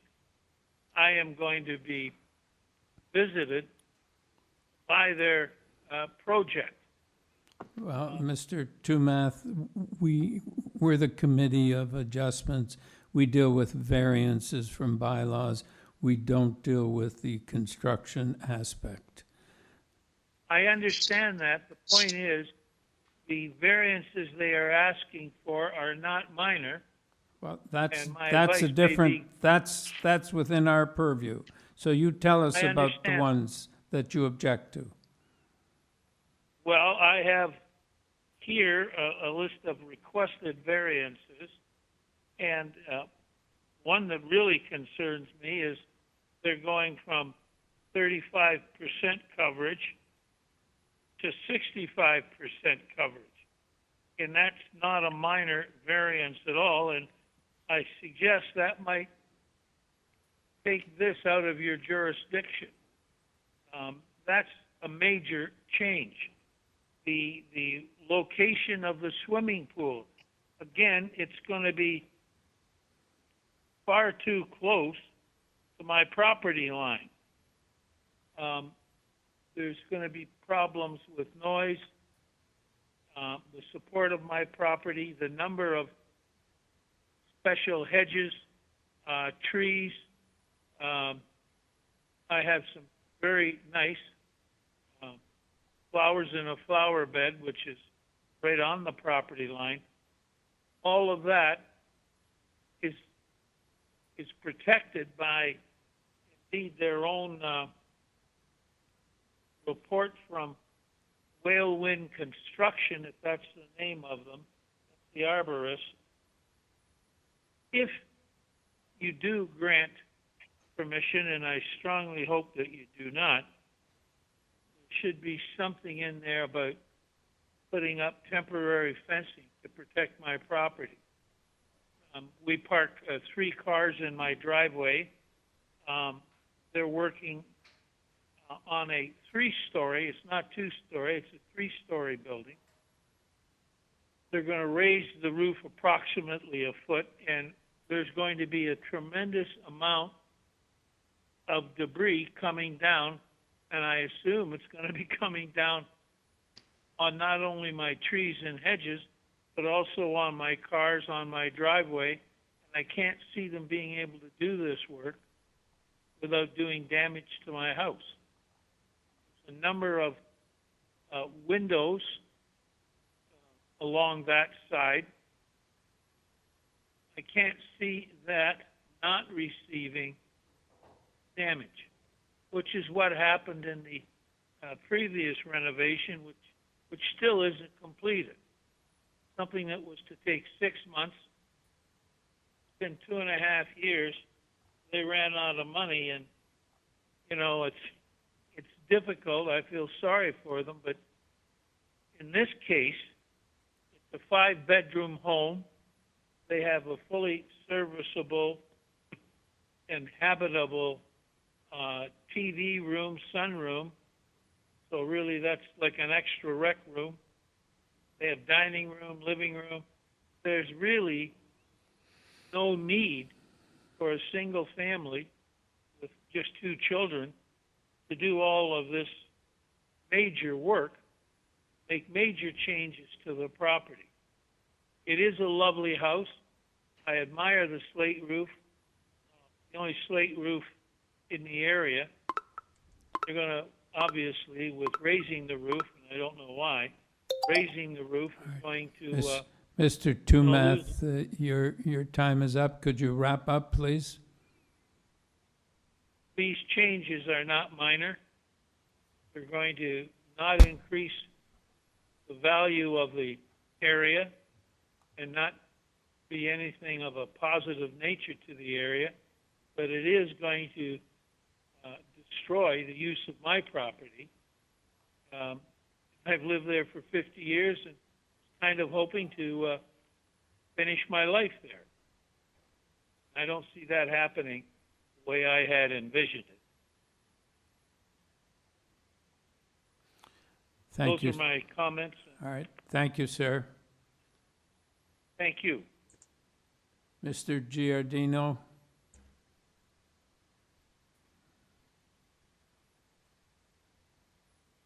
Oh, I'm sorry, Mr. Hi, Mr. Chair. Can you hear me? Yes. Okay, thank you. So in response to a few of those comments, Mr. Somerville, our clients did make an attempt to speak to as many people as they could.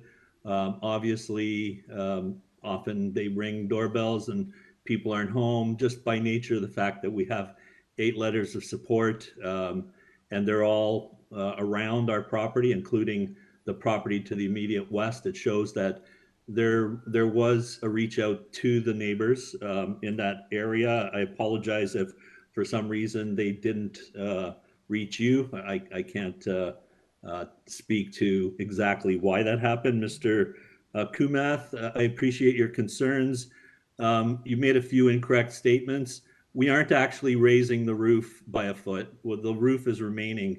9/10 of the roof will remain the existing structure. We're doing an extension towards the rear that will be in line with the 1-story extension to the west that is currently on the building. So we're effectively lengthening that. We're not making the building taller in any way. We're trying to make it a little nicer by adding dormers and gable features. Certainly, we have to be responsible to manage debris. We wouldn't let any debris happen on your home, and we're not taking the roof down. So if that's any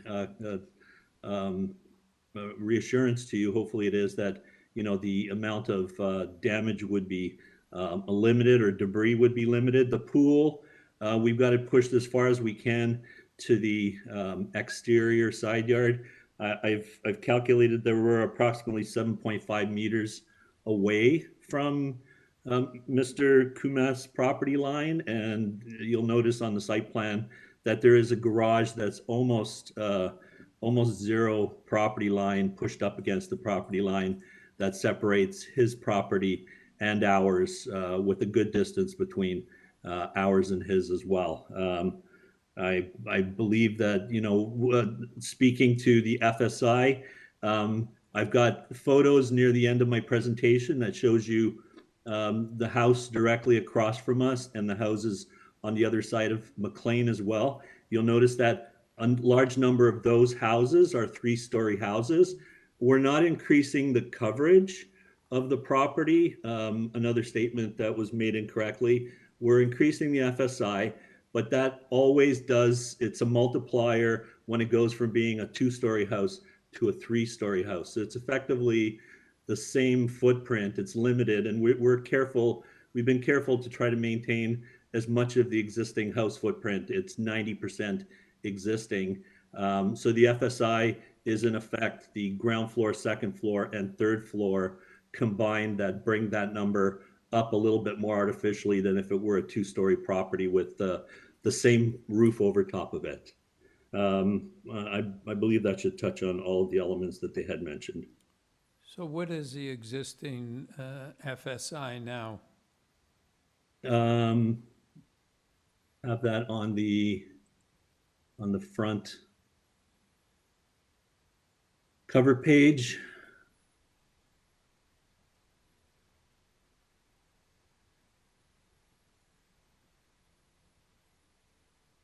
I don't have it. I believe it was in the range of 52.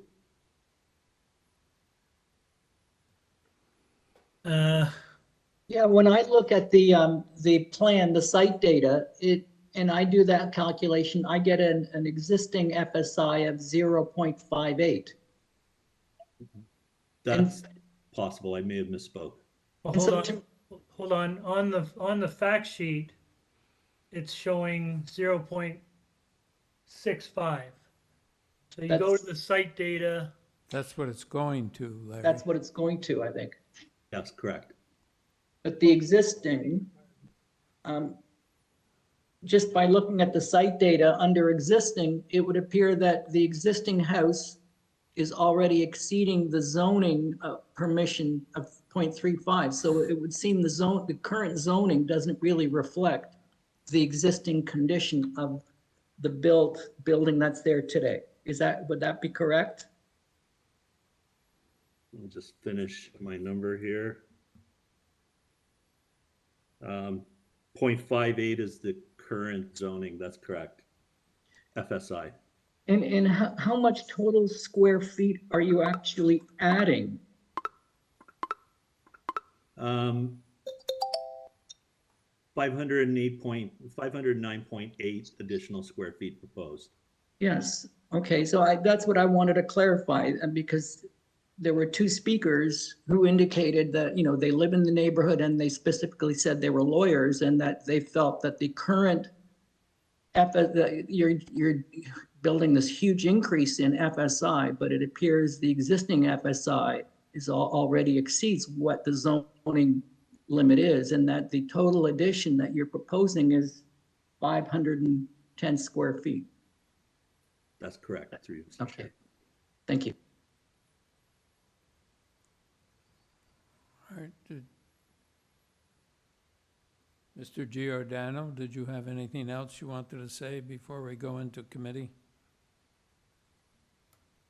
Through you, Mr. Chair, my understanding is it generally community planning supports it. There are only comments from forestry, and there were a few general conditions that we're certainly willing to accept. Aside from that, I believe it stands on its own merit. Yeah, and I assume that your client's going to be speaking to Mr. Tumath with respect to construction problems. Absolutely. They intend to live in this house. This isn't a spec house. It's a family house. It's a forever house. They want to get along with their neighbors. They're going to do everything they can to enable that. Thank you. Yes, Zahir. To the agent, with regard to the soft landscaping reduction that you're asking for, if I might just refer you to page 9 of your presentation, it's the sort of site plan that you have. You've got a number of, I believe you call them stepping stones, in and around the pool. Would you be amenable to the suggestion that we have all of those stepping stones produced out of porous material so that it helps with percolation of rainwater when we do have it? Through you, Mr. Chair, absolutely. The intention of them being stepping stones as opposed to being solid pavers, similar to permeable pavers. Even permeable pavers tend to shed water over the top. It's the void areas around the permeable pavers that allow water to the velocity of water to slow down and the water to absorb into the ground a little bit more, but we're willing to accept any permeable paver clause if required for those paver stones. Thank you. Okay, any further questions, or do we have comments or a motion? Yes, Nimrod. Having gone through the plans and looked at the data sheet for this application, I think what's being proposed is a modest increase in total GFA. The existing house already exceeds the current zoning. It appears the current zoning doesn't really reflect what's there today. I think what's being proposed is appropriate, and that the variances are minor. Those would be my comments. I would put forward a motion for approval subject to urban forestry condition number 2, and if there was any other conditions that other members would want to add. I would be happy to second that motion with the additional condition that all the stepping stones in the rear be produced out of or made out of porous materials. Is that acceptable, Nimrod? Yes. Yeah, okay. All in favor? Have your approval. Thank you, sir. Number 30. 1 Edgewood Gardens. And the purpose of this application Chair, is, we can't hear you again. I got it. Okay. The purpose of this application is to alter the existing 1.5-story detached dwelling by constructing a complete second-story addition, a 2-story front addition, and a front second-story cantilevered window box. Yes, with this application, we have material submitted by the applicant. We have a letter in support from 12 Edgewood Grove and a 28 signature petition in support from properties on Edgewood Gardens, Edgewood Grove, Bowmore Road, and Eastwood Road. Vincent Liu.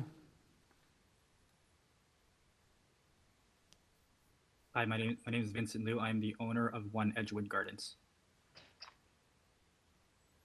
Okay. Would the committee like a presentation? I don't think we need a presentation. Do you have anything you want to say to the committee before we go in, to the panel before we go into committee? Yes, I can speak to my application. Okay. I think we would be interested in knowing what the existing floor space index is, because you're asking for 0.83 when you're permitted 0.35. Got it. I can provide some context for the committee. Currently, the floor space index of the home is at 0.37, and city bylaws allow for 0.35 in Edgewood Gardens and Edgewood Grove. Currently, the house is 1,100 square feet as a 1.5-story house, and we want to increase it by 700 square feet to 1,800 square feet. Because of the lot size is so narrow, a lot of the houses on this street have been built in the 1920s in very small, narrow lots. Building the second story pushes the floor space index to the 0.83 that we are requesting. We would like to highlight that when my wife and I bought this house in 2017, it was 2 of us, and now we have 2 children. You can hear my 2-month-old crying in the back, actually. So we just want more space. We have surveyed all of our neighbors, 28 houses in the region. I think we probably talked to every single neighbor in our street, the adjacent street, and the street on the backside. So we believe that we constructed, we did the right due diligence. With regards to the floor space index, on page, in the package that I submitted, you can see the 0.35 bylaw applies to Edgewood Garden, the part of Edgewood Grove. Adjacent zones are at 0.6 and already 1.0.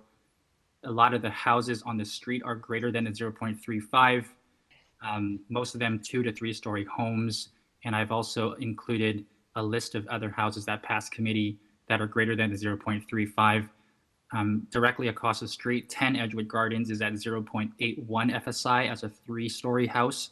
And then down the street, 2 houses over on Edgewood Grove, 11 and 15 are at 0.99 FSI 3-story homes. So we believe that our request is minor related to the floor space. The other variances relate to existing lot setbacks. We're not expanding the footprint of the home. We're just building the second story directly on top of the existing first story, straight up on the brick. We wanted to keep the brick because we love the red brick and it maintains the existing characteristic of the house. And we've also included a number of precedents for consideration of the committee. And just to sum this all up for you, this is a home that my wife and I and our 2 children live in, and we're already, bumping at the seams. My 8-week-old lives in our room, and my daughter lives on the main floor. So I would love to, put my daughter not on the main floor onto the second story, because 3-year-old daughter, her room backs into the backyard. I'm always scared that someone's gonna break in and see my daughter there. So I do want to make sure that the home is safe for my 2 growing children, and 1,100 square feet for a single family house, which for 4 children is just a bit small. My existing house is 1,100 square feet, which is no bigger than a condominium. And I believe 1,800 square feet is reasonable. And also many of our neighbors already have this size. So we won't be the biggest, we won't be the smallest house, we'll just be right in the middle. That's my presentation. All right. Thank you, sir. Any questions? All right. Do we have a motion? Larry? Sure, Chair. I'm happy to move this one. I empathize, sympathize with the homeowner. I mean, I think we all understand some of the constraints of one-story homes on growing families. The observation I would make is that any house in that neighborhood that has 2 stories is likely going to exceed 0.35 FSI. And as the homeowner noted on Edgewood Grove, there are several new builds, 2- and 3-story homes. So I think this is quite appropriate and a reasonable application. The variances before us are actually quite minor. I think it's a supportable application, and I'll move approval of this application with no conditions. Right, second here, all in favor? Have your approval, sir. Thank you. Number 31, 116 Winona Drive. Purpose of this application is to alter the 2-story townhouse dwelling by constructing a 3rd-story addition. Sorry, through you, Mr. Chair. We didn't hear that.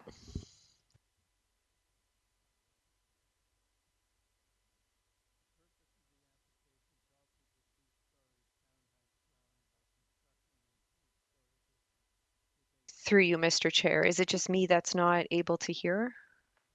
I can't either. It's not on. Yeah. Oh, there we go. Okay, let's start I don't again. know what happened. It's okay.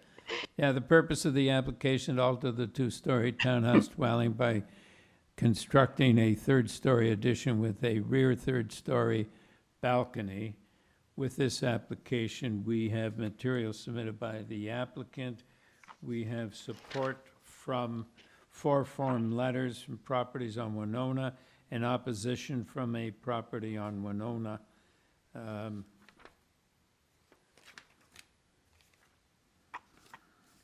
Mr. Goldberg.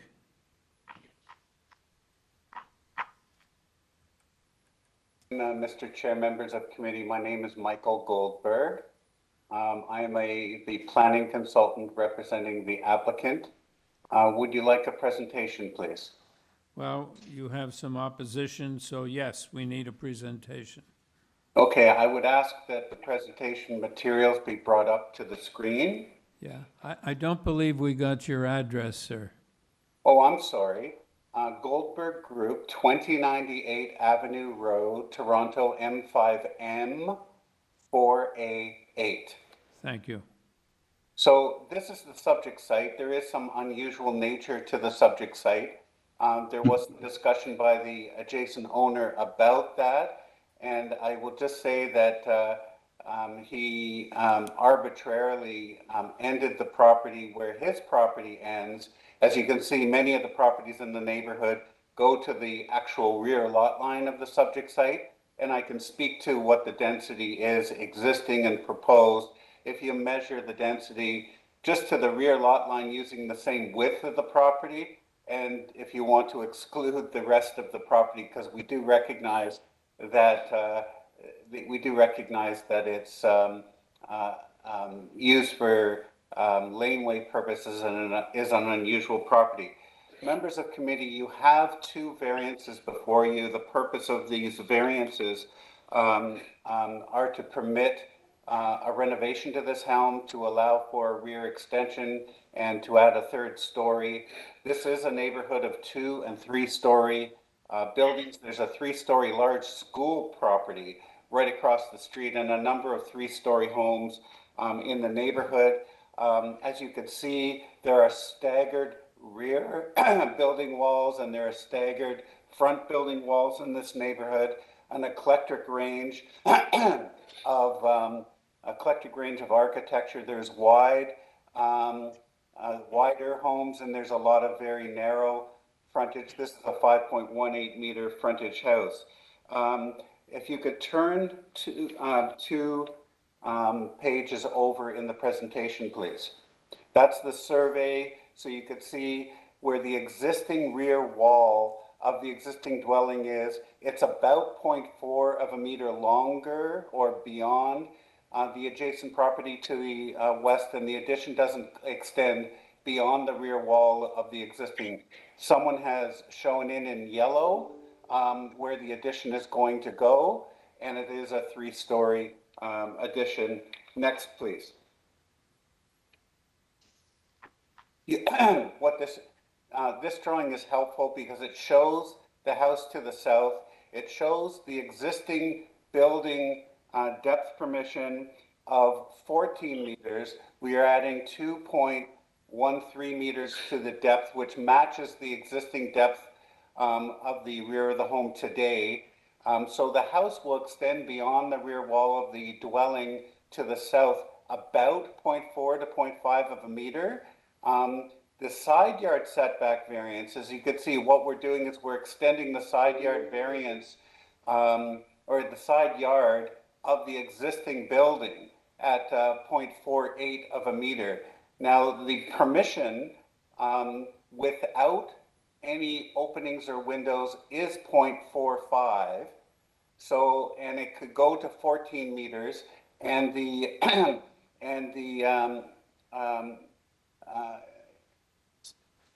just lost my train of thought here. It's 0.45 and with windows, and we do have one new window, so that takes the standard to 0.9. But you could see, if you could go to the very last sheet on the presentation. So you could, oh, no, yeah, right there. So on the left-hand side is the subject site on the view number 1. You could see where the adjacent home has windows. Some of them overlap with a wall today. The as of right 14 meters would take you past those existing windows today. I think a reasonable compromise in the circumstance is that if you wish, if it was within the committee's wisdom to approve this, to ensure that any new windows do not overlap with existing windows to the south, and we would be very agreeable to that. There's only one new window. We don't think it overlaps in any event, but we can ensure that it does not overlap from a privacy perspective. This is I think the objections, I will end my thing by just saying I think the objections are highly personalized. And one last thing is, this addition would allow this family that has lived in this home for approximately 5 years to continue to stay in this home and grow to allow them to continue to stay within their home and neighborhood. Thank you very much, members of committee, and I'd be happy to answer any questions you may have. Thank you. Any questions, Larry? Just a technical question. Can we go back to the first page of your presentation? Where you talk, it looks like the lot. So if you zoom in on that, so the red outline is, I think what you said is your property. Yes. But there's a purple line at the rear of the adjacent properties. That is an easement, sir. That's an easement for them in favor of you or in favor of them? It would be in favor of the other properties that are adjacent to this property, where the easement is shown. It's for rear access purposes. So everybody, does everyone drive in behind and park? I think there are a number of cars that do utilize that rear area. Yes. Okay. Now the adjacent homeowner does not. The adjacent homeowner has a driveway that spans, like a paved driveway that spans the width of his property, and he has a front-facing garage. Okay, thanks. Any further questions? Okay. Peter Albus. Chairman? Yes. Hello, can you hear me? Yes. Yes, I'm Peter Albus. Yeah, good afternoon, Mr. Chairman and committee members. Yes, I'm calling. I'm trying to state some very, very major concerns here. All right, My father and mother bought this house. Mr. Albus, can we have your sorry, address, please? Oh, I'm sorry, yes. I'm Peter Albus, and I'm at 114 Winona Drive. Thank you. You're welcome. Yes, I want to state that my parents bought this house back in 1969, and I want to focus on 2 points about this development they're trying to do. They're about darkness. They're going to create major darkness on all my windows on the north facing of this north side of this house, which I have a walkway. And I have 9 windows, 5 for the basement apartment, which I'm planning to renovate and rent next year. And then we have 4 windows for the bedroom, landing, washroom, and then we have an entrance door to come in. And I would be using that. But and that entrance door is more for senior access. You know, it's easier to come in if you're getting for seniors because there's no stairs. Where the front entrance has stairs to come up. So what we're concerned about here is the density of this building that they're trying to construct at 3,341 square feet, and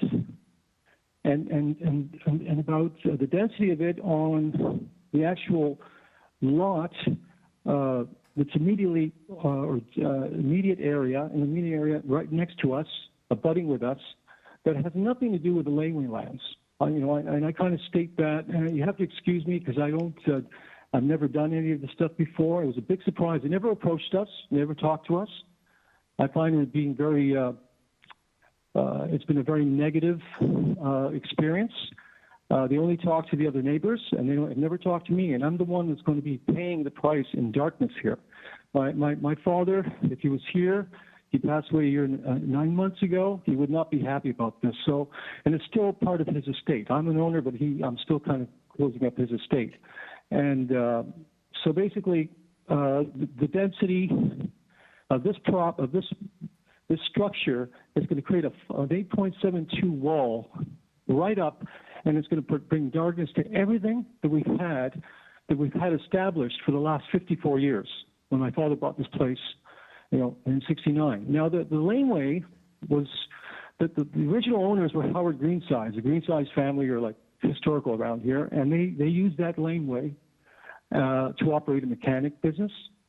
And his son, Jimmy, he left it to Jimmy Greensides, and the neighbors to the north, 118, 120, have right of way. They have easement, and I just can't understand why they would be okay with a 3-story wall there and a balcony. There's no desirability for anybody but 116 Winona Drive. They had it renovated back in 2000, before 2016, before they bought it. And they renovated beautifully. The people, and they respected the character of this 1910 row house, which now is not really going to be in harmony with the other 2 row houses, so that's what this is about. I'm feeling a very negative experience with all of this. They're not respecting what we're going to be suffering. I have a friend that, we're both, I'm a senior, my friend is a senior. She has degenerative eye disease. We need light. We've had light, air, space for 54 years established. And now they're taking this away from us because they want to put a 3rd story on and extend it. Now, they could have approached us and talked to us. Could have come over and talked to me, but they didn't. They went behind my back and went and talked to all the other neighbors. So then I had about a day of time, and I went around and got a petition of 15 people. I think if I had another week, I'd probably have 30 people. Because they don't want these 3 stories coming around here. Most of Winona and Alberta are 2-story. I'm a simple guy. Excuse me if my calculations are not right, but the FSI of just the occupied land where the house is occupied, the land where the area of land where the house is occupied is a very small footprint versus this monster mammoth. It's far from a minor variance. going 3 stories up, and it's going to be so massive. The density is way, way, way beyond. I know they're using the whole L-shaped lot, but the laneway lands has nothing to do with our living spaces here. And I know they're using that to get their permit for the FSI. That's I just wanted to express that. I did go and approach 108. Mr. Albus, your time is up. If you could wrap up, please. Okay, sure. So I did approach an old friend of mine, and I talked to him the other day, which gave a signature, and 116 went over and gave pre-typed support letters to everybody, and he didn't know anything that was going on, and then he told me that he regretted signing, okay, and that was Vito Caliandro, okay, and the people that I talked to, I've explained everything, and I've already gotten 15 people supporting me. And thank you for listening to me. We're going to really pay the price here. There's no dire need for this necessity. The necessity to have this is just a small family, and they want this 3-story with a gym, a closet, a walk-in closet, big washroom, bedroom. Then they want this towering balcony on 3rd story looking down. And that's all I wanted to say. I'm very sad they never approached me or tried to discuss this with me. I feel very, very, very insulted by them. Because I am a reasonable guy and we can talk. So thank you. Thank you for listening to me. All right, thank you, Mr. Albus. Thank you. All right, Mr. Goldberg.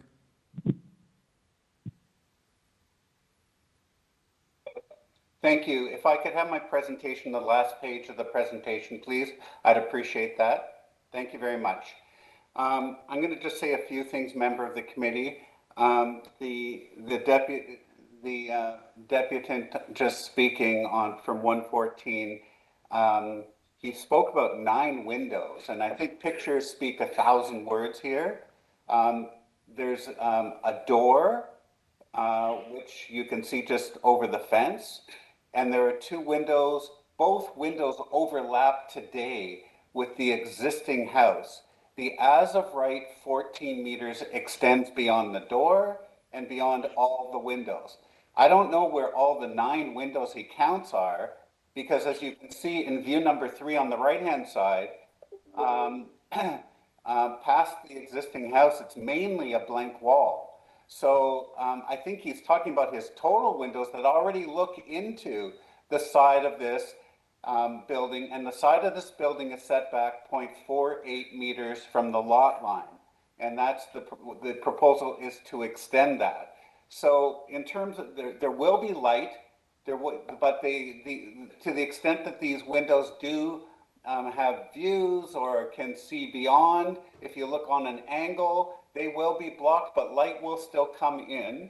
And on the consultation part of it, I don't think I need to get into the high weeds of this all, but I'm just going to say that this deputant was extremely hostile towards the architect, was tape recording the architect, followed the architect to his car, and unfortunately was really not someone that you could communicate very reasonably with. So I just think that was a bit of a misrepresentation on his part.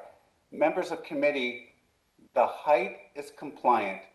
The length matches basically the length of the adjacent house and the length of the current house.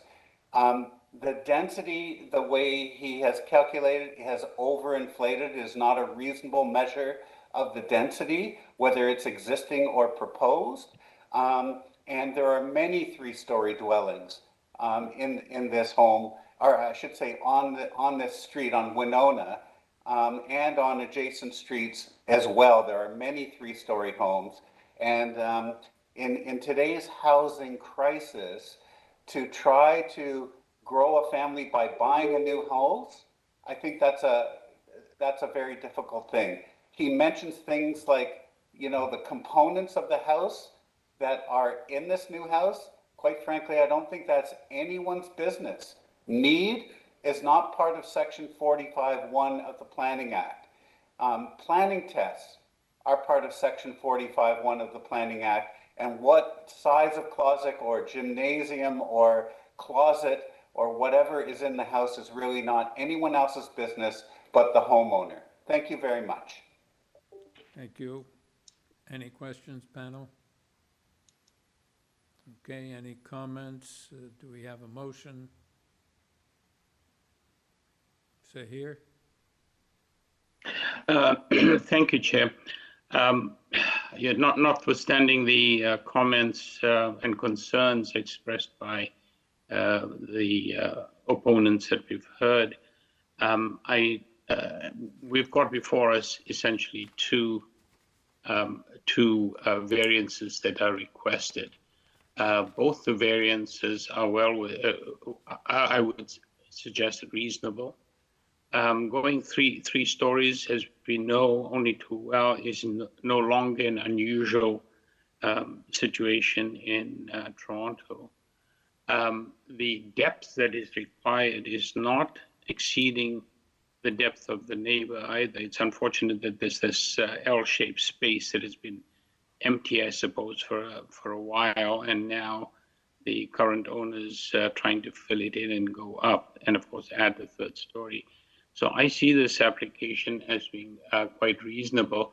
The third story balcony that is proposed, the only thing I would suggest is that on the neighboring side, I'm not quite sure the direction is, that perhaps we have a 1.5 meter screening, but outside of that, I don't see any issue with this particular application. And I'd be quite happy to move a motion to approve. Yes, Larry? Do you second it? All right, all in favor? You have your approval. Thank you, sir. Number 32, 15 Churchill Avenue. Purpose of this application is to alter the existing 2.5-story detached dwelling by constructing 2 secondary suites. This dwelling will have a total of 1 primary unit and 2 secondary suites. With this application, we have material submitted by the applicant and correspondence and support from 350 Ossington Avenue.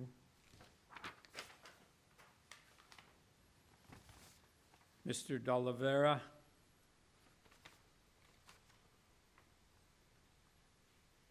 Hello once again, committee. My name is Mike D'Oliveira, here representing 15 Churchill Avenue, and with replacement design located at 911 Davenport Road. Promise it's the last one I have for you guys today.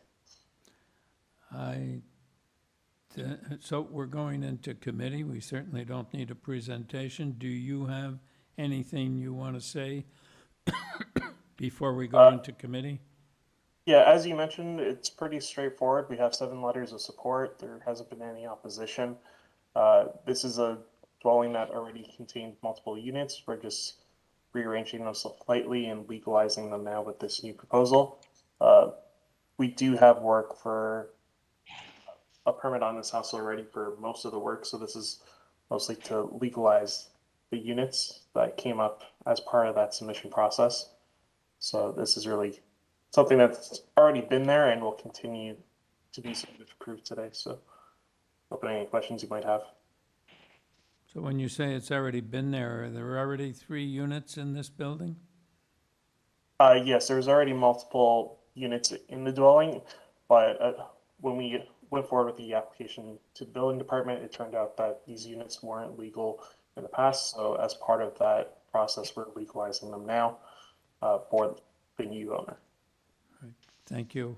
Any further questions, panel? Yes, Nimrod? No, do you have? Yeah, I'd like to take forward a motion. I think there's only one variance, and I believe it is minor, and I would move approval with no conditions. All right, second. I just have a question, Chair, and I'm not sure if this needs to be done. Since the agent has indicated that there already exists the 3 units, does the purpose have to change to read to legalize the existing 2.5-story detached building? Because they're talking about constructing in the purpose, but if it's already existing, Through you, Mr. Chair, we can make the amendment to read to permit. terrific. That would be great. Thank you. I'll second that motion, Imran. Well, just a minute, just a minute. Sabrina, you have to deal with the word construction at the end of the first line. So Yes, through you, Mr. Chair, we can just say to permit 2 secondary suites within the existing 2 1/2 story detached dwelling. good. Okay, Okay. thank you. Thank you. Okay, do we have we had a seconder? You're the seconder, sit here? Yes, I'll second. Thank you, Okay, Chair. all in favor? Have your approval, thank you. Number 33, 340 Wellesley Street East. Purpose of this application is to alter the existing three-story townhouse dwelling by constructing a 2-story rear addition, a rear ground floor deck, a rear stepped window well, and a front basement walkout. With this application, we have material submitted by the applicant. We have reports from Urban Forestry and Heritage, and opposition from 342 Wellesley Street East.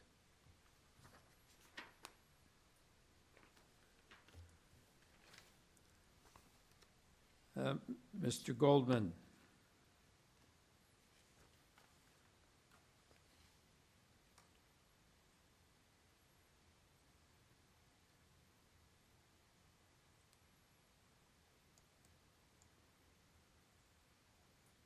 Do we have Mr. Goldman? Hello, are you able to hear me? Yes, we can. My name is Barry Goldman. I am the architect and agent for this application.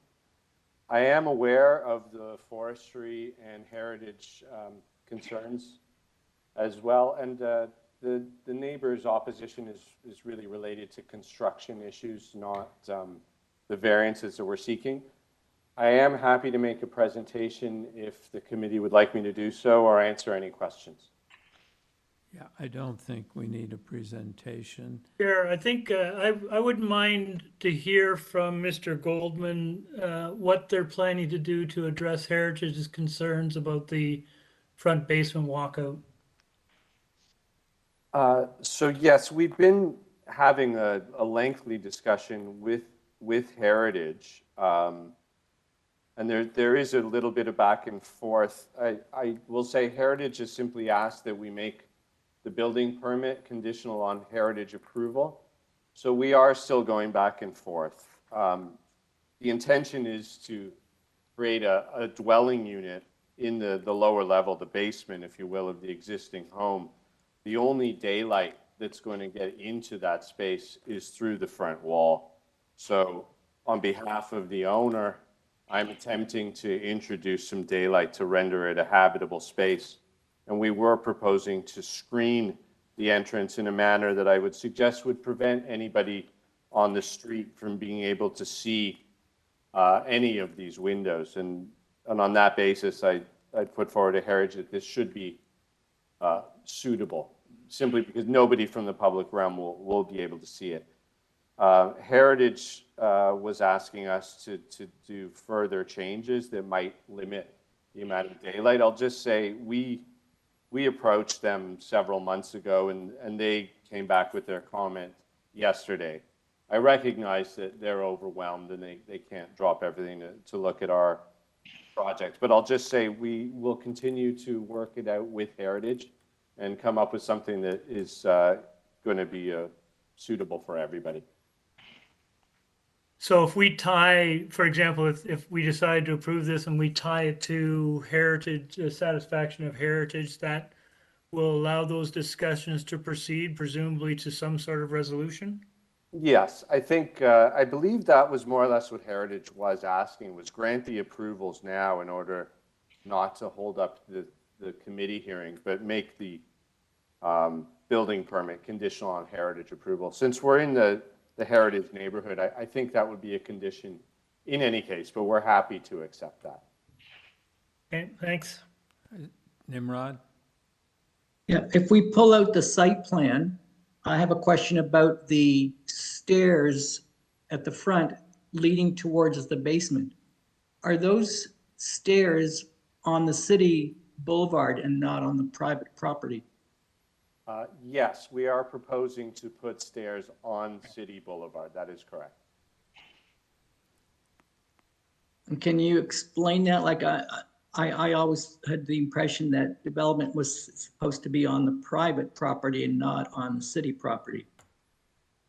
I typically would try and keep all of the development on public, or pardon me, I said that backwards, on the applicant's property.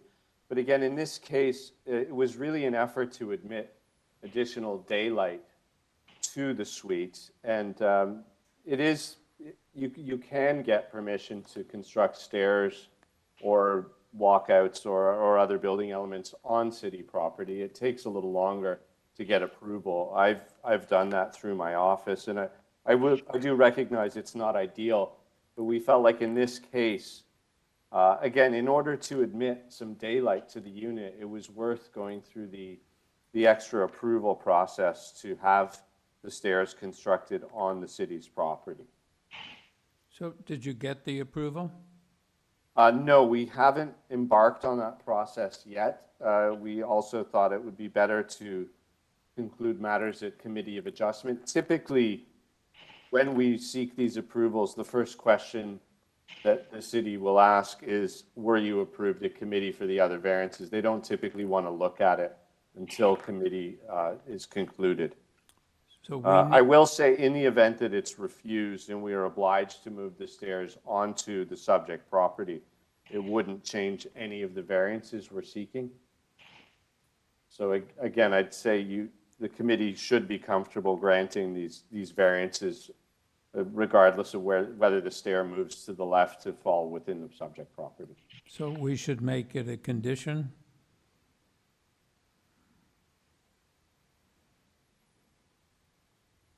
Mr. Goldman, should we make it a condition that you get approval to locate the stairs on city property? I don't think you would need to, Chair, because this proposed construction falls on city property. We will have no choice but to get city approval for that portion of the work. Well, how are you able to, at the front, put the stairs on the private property? The existing house is right at the front property. Can you explain that?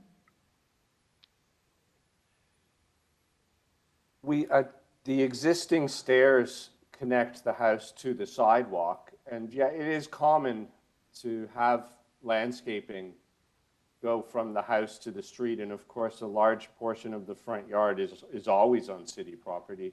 So not unlike the stairs that lead from the sidewalk up to the house, we're proposing a second flight of stairs that goes from the sidewalk down to the lower level. It's more or less the same idea. I don't know if I answered your question.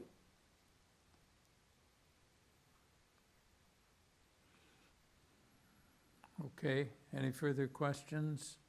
Yes, Sahir?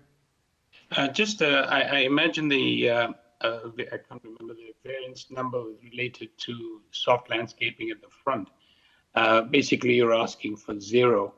Is the request for zero percentage landscaping as a consequence of, well, the fact, I suppose the only landscaping right now, soft landscaping, is on city property and not on private. It's an existing circumstance? Yes, that is correct. There would be a small amount. I think from the front face of the house to the property line is about 1.6 meters. So currently, there's a very small piece of soft landscaping adjacent to the stairs up to the house that we are proposing to remove, but there would be no way to grant access to the basement from the outside without putting a staircase there. We did elect to pull the staircase off the subject property in order, again, just to allow a shaft of light to make its way down into the windows below. But there would be no way to preserve that soft landscaping. And in absolute terms, I would characterize it as very small. It's about 1.5 by 3 meters, maybe 4 square meters of soft landscaping. If you compare it to the existing backyard that we're maintaining, it's a rounding error. Thank you. Larry? Yeah, just one last question. Just on the FSI, I'm going to assume, because your addition really doesn't look that big, you're going to 1.71. It's a small lot. Are you already over 1? Oh, yes. We're adding a total of 20 square meters. And I'll add that FSI is including the basement for the usual technical reasons. So the existing FSI, if I include the basement, is 1.58. Yeah. We're going to 1.7. If I don't include the basement, and I'd suggest that's probably the better way to consider it, the existing is 1.15 and we're proposing 1.28. We're really just squaring off an L on the second and third floors. We're not materially altering the existing footprint. Yeah, it didn't look like doesn't look like a large addition at all. So that number sort of leaps out, but that's a good explanation. Thank you. Okay.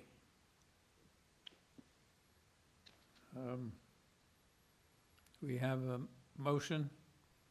Is that here?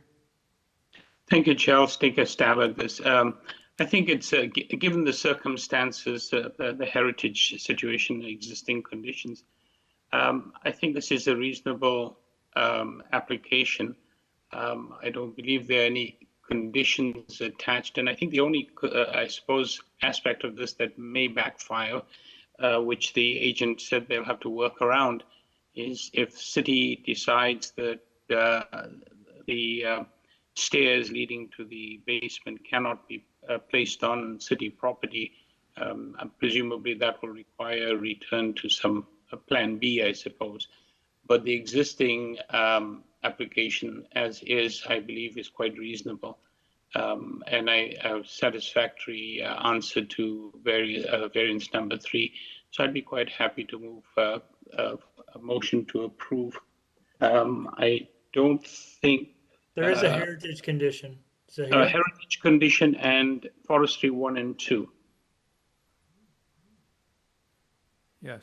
Larry, are you seconding the motion? Yeah, I agree with everything Zahir said. I think this is an unusual application, but it's constrained by the vagaries of the lot size and satisfied that they're going to resolve any issue with heritage. Right. Thank you. All in favor? All right. Nimrod, you're opposed? Okay. 3-1. All right, you have your approval, sir. Next application is number 34, 2531 Dundas Street West. Purpose of the application is to construct a new one-story ancillary building, detached garage in the rear yard, abutting the laneway. With this application, we have material submitted by the applicant and a staff report from Metrolinx. Mr. Broders.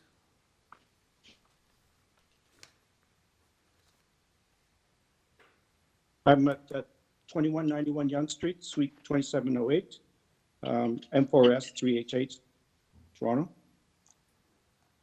Okay.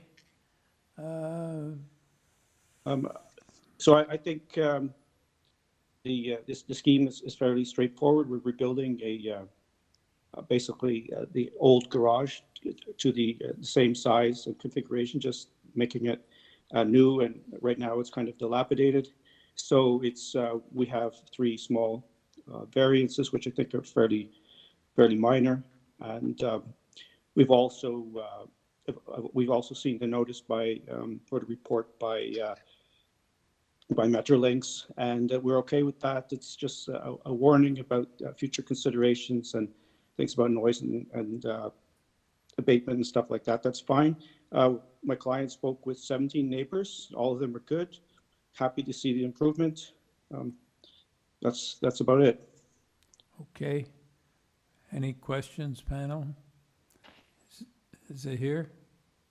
Thank you, Chair. No questions, but I was just going to say this is a very straightforward application. There are no concerns. The Metrolinx advisory or cautions already been taken into account by the applicant. So I have no hesitation in moving a motion to approve. I don't believe there are any conditions attached.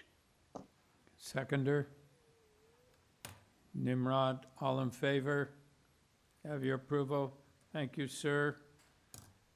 It is now, we're now moving to the 3:30. Chair, could we just take a little 5-minute break? No, we can take 10 minutes. Thank you. We got to switch. Got to switch. We'll be back at 4:45. Yeah. Thank you.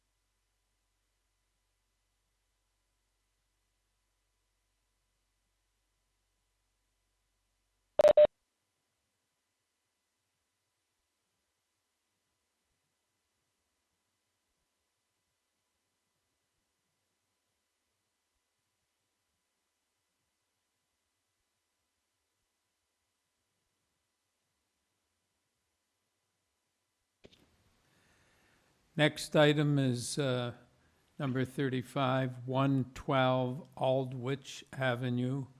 Purpose of this application is to alter the existing two-story semi-detached dwelling by constructing a rear two-story addition and a new rear first-story deck. With this application, we have material submitted by the applicant.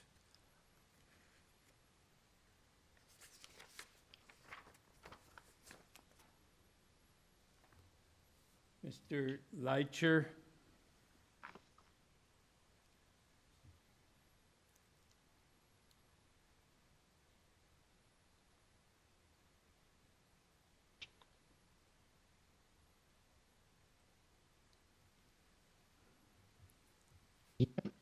No, I think. Hello, can you hear me? Yes, we can. Good afternoon, Mr. Chair. Good afternoon, committee members. My name is Felix Leicher from 33 Fernwood Park Avenue. I'm the agent for the applicant. All right, thank you, sir. I don't think we need a presentation. This looks very straightforward. Panel, do you have anything to say, Mr. Leitcher, before we go into committee? I think the only thing to add is that the homeowner showed the proposal to both neighbors to the west and the east, and they both supported the proposal. So I think that's everything to add. Thank you. All right, panel, do you have any questions or do we have a motion? Nimrod? Yeah, I think that the variances before us are minor. The actual house, I believe, is at 38.3% lot coverage, with the rest made up for by the deck. And so I believe the variances are minor. I would move approval with no conditions. Do we have a seconder? Sahir? Yes, all in favor? Have your approval? Thank you, sir. Number 36, 90 Knox Avenue. The purpose of this application to alter the existing two-story dwelling by constructing a third-story addition with a rear balcony and a rear three-story addition with a rear ground floor deck. In addition, to alter the existing one-story ancillary building, a garage, by constructing a flat roof with a rooftop deck and a spiral staircase. With this application, we have material submitted by the applicant, and we have email correspondence from planning and a staff report from Conservation Authority, and correspondence in support from Sears Street, Knox Avenue, and another from Sears Street. Mr. Eagleman. Mr. Chair and committee members, my name is David Eagleman. I am a senior planner with Design Plan Services here on behalf of the owners. Address is 900 the East Mall Suite 300. Okay, thank you. We need a presentation because there is some opposition. No problem, Mr. Chair. And through you, if I may, just before I get into my presentation, just amend the application. We have submitted a revised set of plans and revised zoning notice. So if I can just make clear the amendments to the proposal, and then I can begin with my presentation. Thank you. Yes, so through you, Mr. Chair, we have amended the application to essentially, the application was originally proposing to a staircase at the rear, which would have connected the rear detached garage to the main house. And we were also proposing a amenity space or deck above the garage. That deck has now been removed.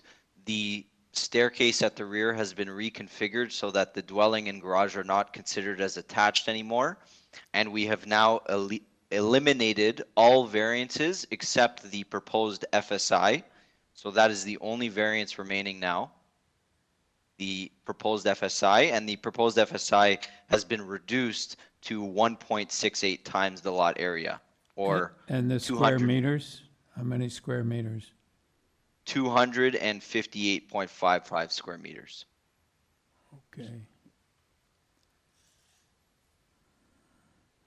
1.68, Correct. okay.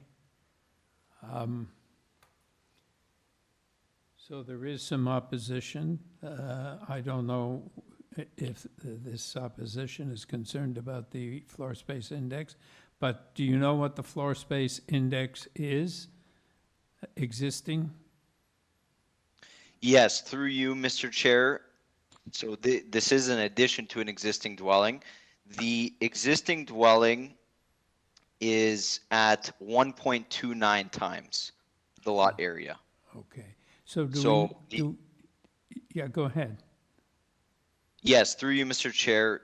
Yes, the existing dwelling is at 1.29 times the lot area, so it already is non-compliant. And also, because this is an addition to an existing house and we are maintaining the existing basement, the existing basement is located closer to established grade than the existing first floor. And because we're maintaining that existing basement, it is considered as the first floor. So the existing basement is getting included in the proposed floor space index.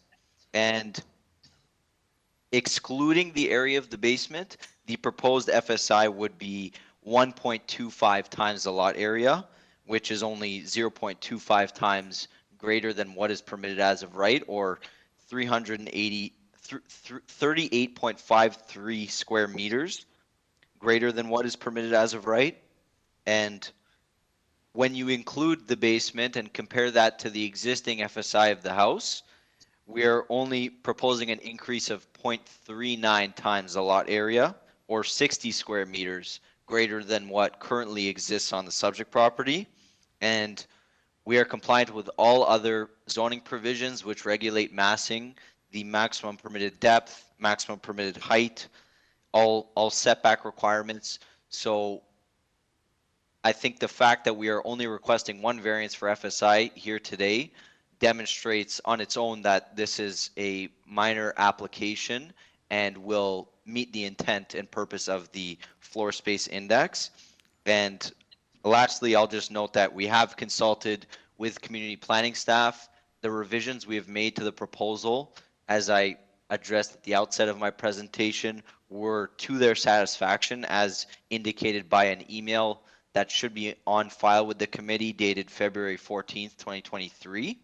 And we have also consulted with surrounding neighbors regarding this application and have obtained signatures and support, which are also on file with the committee.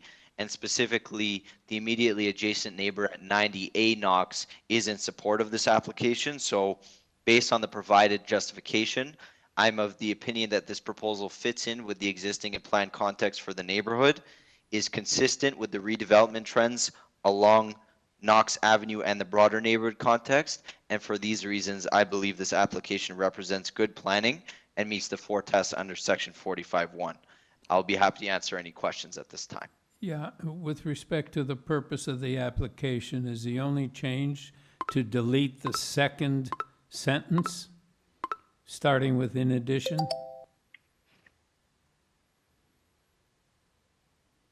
Through you, Mr. Chair, that is correct. It would just be to delete the second sentence. Okay. All right. Any questions, panel? Okay. Edith Drawer.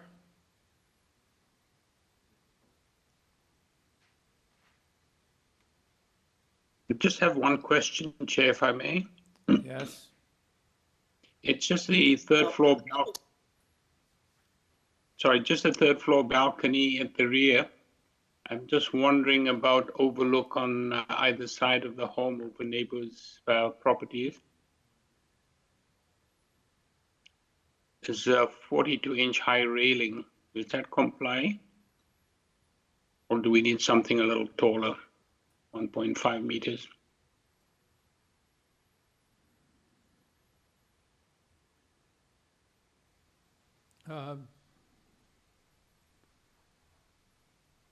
I would think if there's overlook, you'd want 1.5 meters. Mm-hmm. If I might be mistaken, isn't the balcony front facing? Looking at the side elevation.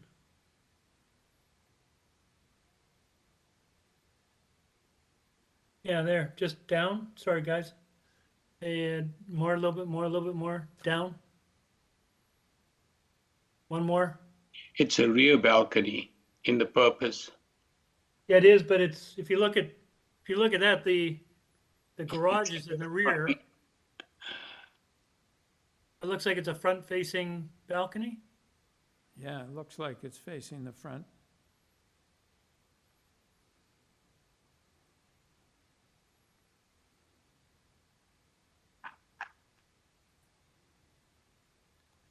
Mr. Eagleman? Yeah, looks like it's the front, not the rear. Through you, Mr. Chair, the purpose does read to alter the existing two-story dwelling by constructing a third-story addition with a front balcony. Yeah. Through you, Mr. Chair, if I just may add, I was on mute. Apologies. It is a front-facing balcony, and as Mrs. Saltino just pointed out, it is referring in the description to a front balcony. So there is no rear balcony proposed. The purpose that I was reading indicates rear balcony. So should that be changed? Yeah, it says rear balcony here. Through you, Mr. Chair, that could perhaps be in reference to the ground floor walkout deck, because from a bylaw perspective, theoretically, because the basement is considered as the first floor, the ground floor deck could be considered as a second floor balcony. However, it is a deck off the first floor. So perhaps the wording is correct, but I don't really see it as a major notice issue that would need to be corrected. Sorry to interrupt, but when I read that sentence, it says, by constructing a third-story addition with a rear balcony. I can't see how that's construed as a lower level balcony or a front balcony for that matter. Through you. Sorry, Go ahead, through Mrs. you, Mr. Chair. I'm just reading the notice that went out and what I have before me, and it's to alter the existing two-story dwelling by constructing a third-story addition with a front balcony and a rear three-story addition with a rear ground floor deck. And so that's what we'll proceed with. Yeah. So if there is a condition for the third-story front balcony, we'll make sure that that's captured in the decision, as well as the minutes. Okay, so our notice And is... through you, Mr. Chair, thank you, Mrs. Saltino. I agree with your comments, and I believe we actually discussed this issue prior to the notice going out, so perhaps the Committee of Adjustment does not have the updated notice, but that could be corrected on the decision. Yeah, thank you. But to clarify to the Committee of Adjustment, through you, Mr. Chair, it is a front-facing balcony. Okay, all right, so let's go on to, do you have anything more to say, Sahir? No, that'll be fine, thank you. But I did have that as the purpose, so it wasn't correct. I've just corrected it on mine as well. Thank you. No, it says rear balcony on our documents. Yeah. Okay, Edith Drawer.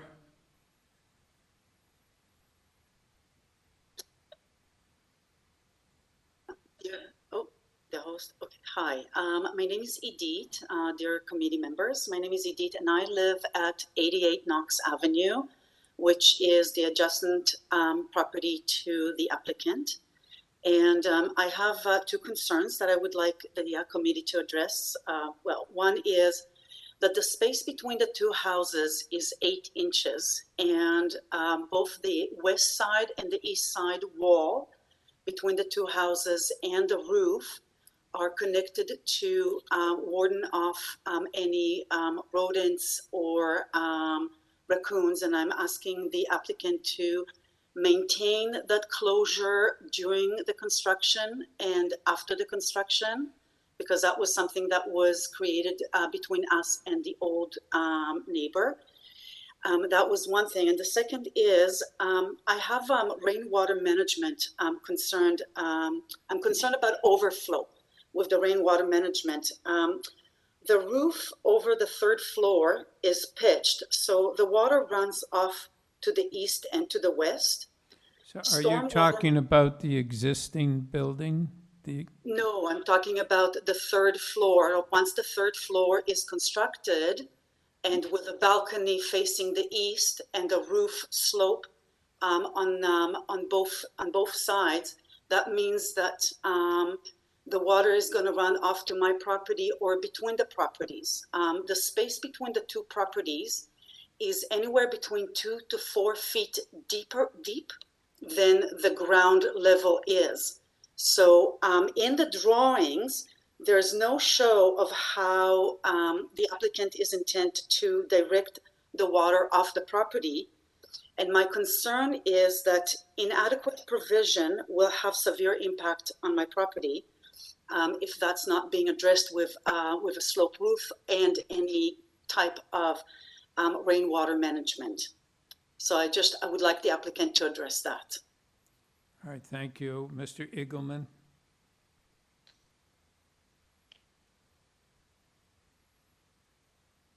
Yes, thank you, Mr. Chair. Through you, Mr. Chair, I understand Mrs. Drawer's concerns. However, neither of those current concerns, as the committee is aware, are related to the variances that are in front of the committee today or are within the purview of the Committee of Adjustment. Regarding the first concern, that is something that the Mrs. Drawer will have to deal with the owner of the subject property through the construction process, and that will have to be through mutual agreements. And the drainage details of the proposal have not been looked into at this point. Those details will be dealt with through the building permit process, and the proposal will have to abide by all rules and regulations pertaining to drainage on the subject property as they go through the building permit process. So through you, Mr. Chair, those are my comments. Yes, thank you. Nimrod? Yeah, I just want to follow up on that. I didn't quite understand that. I mean, you've got plans before us. What type of a roof is being proposed and what's happening to rainwater from that roof? Where is it going?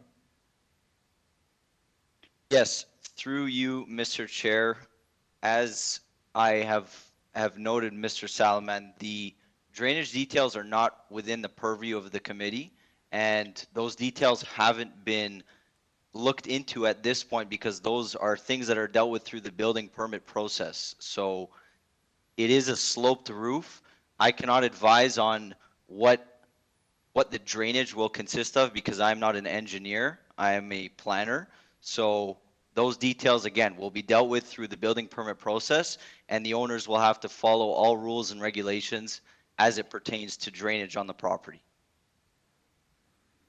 But they'll be required to provide for I am drainage. surprised by those comments because we have architectural plans before us, and so that is what you're dealing with, and I just don't understand if the roof is sloping in front and back, and how is it not possible to determine what's happening with then the gutters and so on?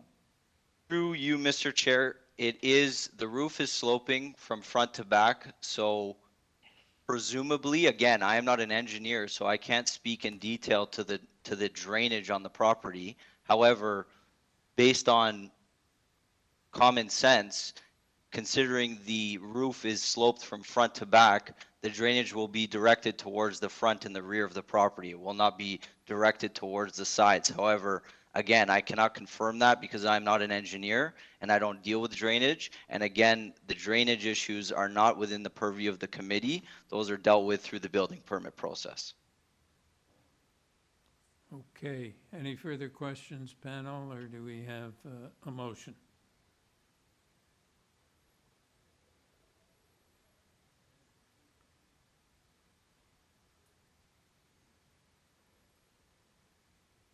Larry?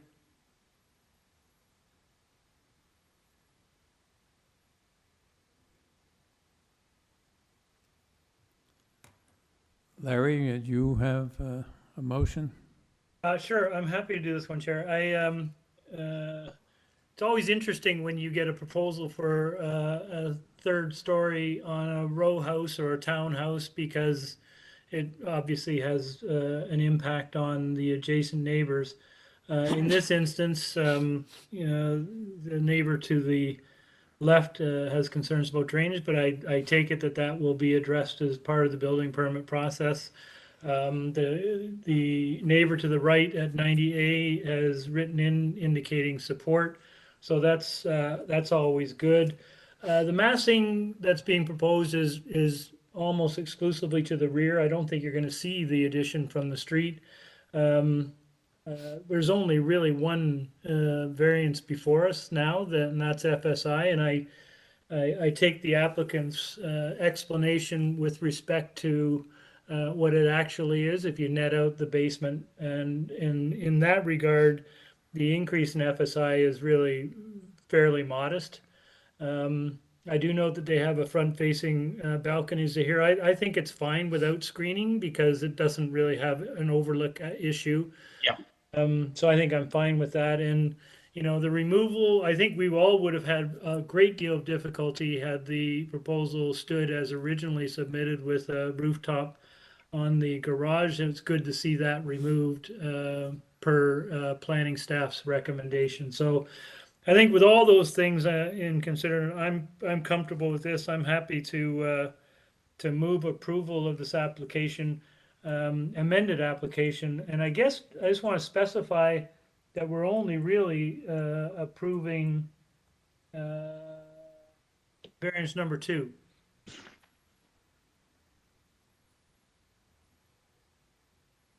Okay, do we have a seconder? Say here, all in favor? Have your approval. Thank you, sir. Number 3759 King Edward Avenue.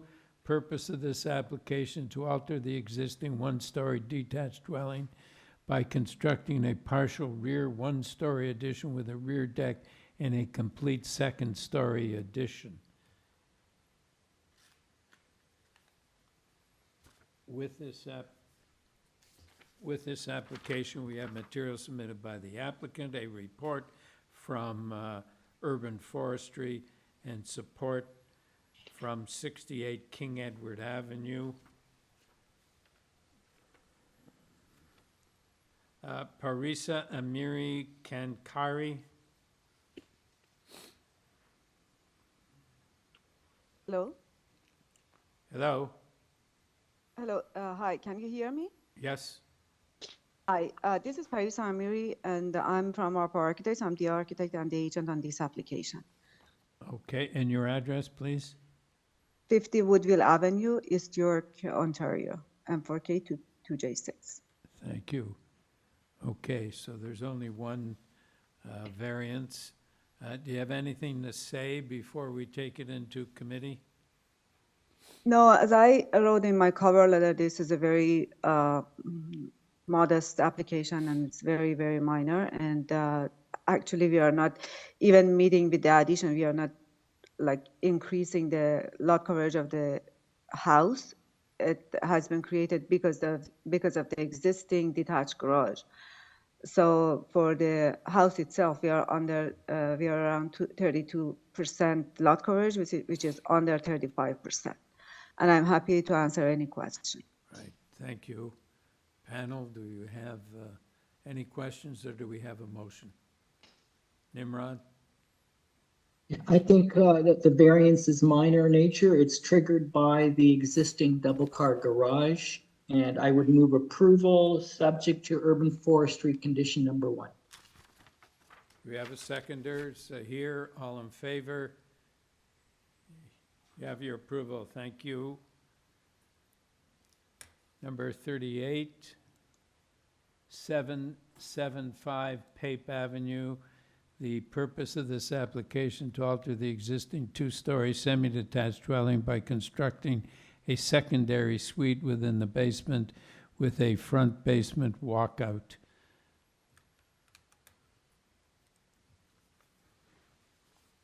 With this application, we have material submitted by the agent. We have a report from Urban Forestry and support from, pardon me, I'm on the wrong one, 775 Pape Avenue. We just have material submitted by the applicant. Mohammed Surur. Hello, good afternoon, Mr. Chair and committee. Good afternoon. I'm Mohammed Surur. I'm the owner of the property. Just when, would you require a presentation? I don't think so. Panel, do you have any questions? Just Yes, looks, Larry. Chair, if I might, is the basement walkout already built? It looks like from the photos that you submitted that it's already in place.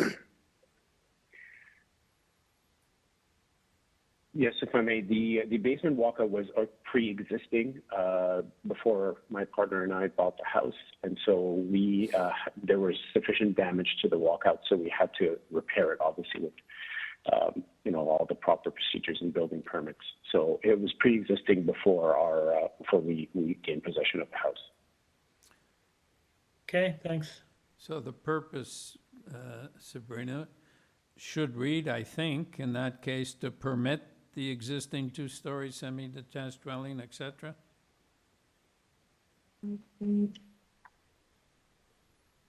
Or to permit a secondary suite within the basement with a front basement walkout.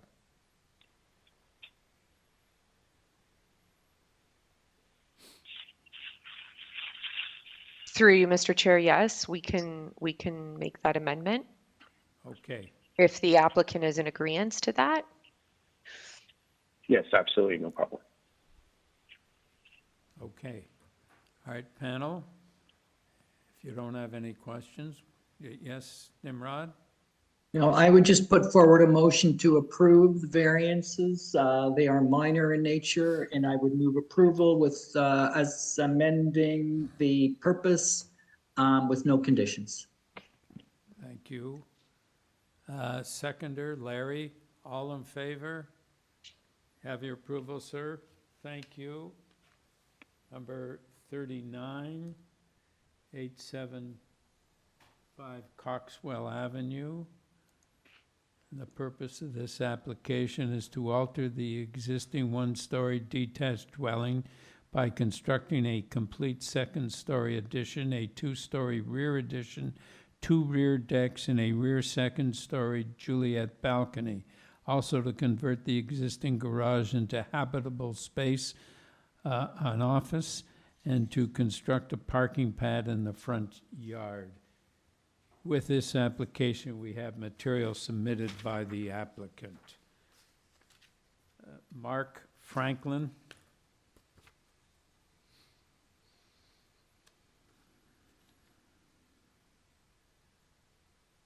My name is Mark Franklin. I'm an architect and an agent acting on behalf of the owners.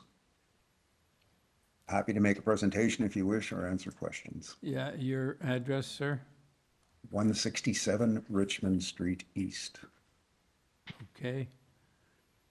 I'm going to take it into committee. Is there anything you want to say before we go into committee?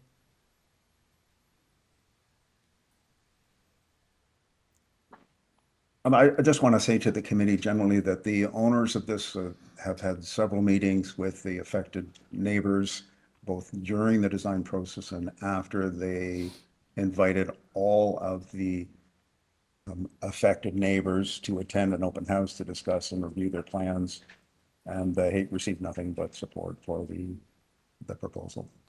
Okay, Mr. Franklin, one thing I know panel's going to be concerned about is the 32% front yard soft landscaping.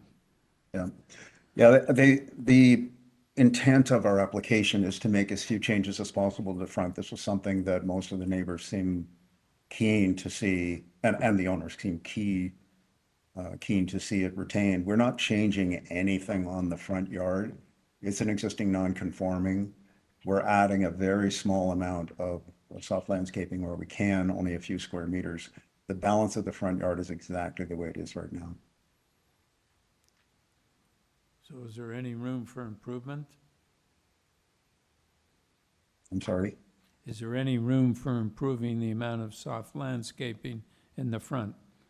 It's a bit awkward because the path of travel for garbage and whatnot runs along the north side, which is an area that you would normally want a landscape, but you need to be able to move your garbage bins from the backyard to the front yard, and that's where it happens. Okay. And the front porch and the walkway that leads up to the front porch is commingled with the driveway and the parking, and it joins with the driveway that leads to the street and the curb cut. Okay. I think part of the issue is it looks like your driveway, the existing driveway is kind of extra wide. Mm-hmm. So is one, or is it normally accommodate 2 cars? No, this is a single car. I mean, again, I don't want to oversimplify things, but there are 17 houses along this stretch of COXWELL. Every single house parks in the front yard all the time, full time. We have dozens and dozens of photographs. And no, there's not enough room for 2. I've visited the house dozens of times myself, and you can't park there. It's not wide enough for that. It's a pedestrian walkway that leads to the front steps and a driveway immediately adjacent. Okay, panel? Yeah, I would agree. It looks like the prevailing treatments in the front yards all along that strip are pretty wide driveways. Mm-hmm. Is that just pavers down there now? Yeah, it's interlock, yeah. And we would agree. I mean, this is the issue, is that it is a very common repeated pattern up and down COXWELL on this side. Virtually every house has almost an identical condition.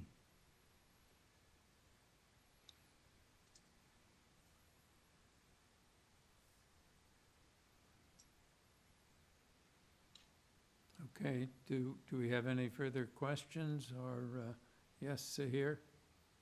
Just one question. I'm not sure if this is for the agent or for Sabrina. In the purpose, we've got the second sentence that reads to convert the existing garage into habitable space, and then in brackets office. I'm just wondering if habitable might be the correct word there, not to be construed with the space that could be used for living in. I'm not sure, whether that needs to be changed or not. Through you, Mr. Chair, that's a good point.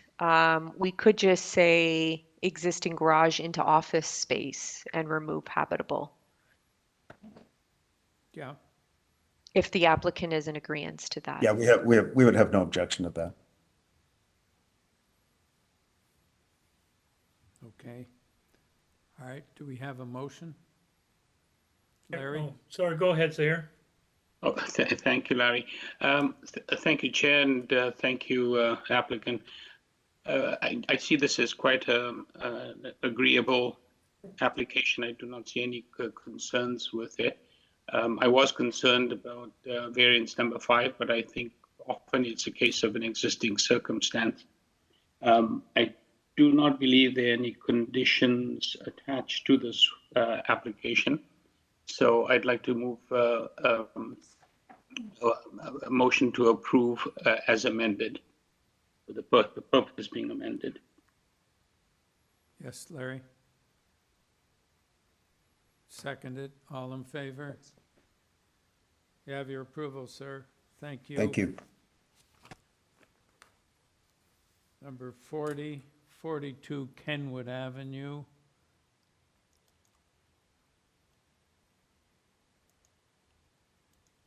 Purpose of this application is to construct a new one-story ancillary building, a detached garage in the rear yard abutting the laneway.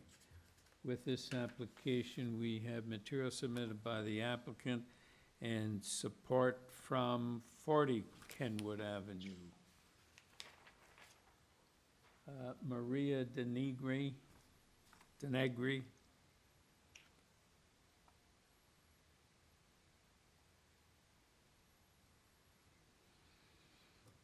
Can you hear me?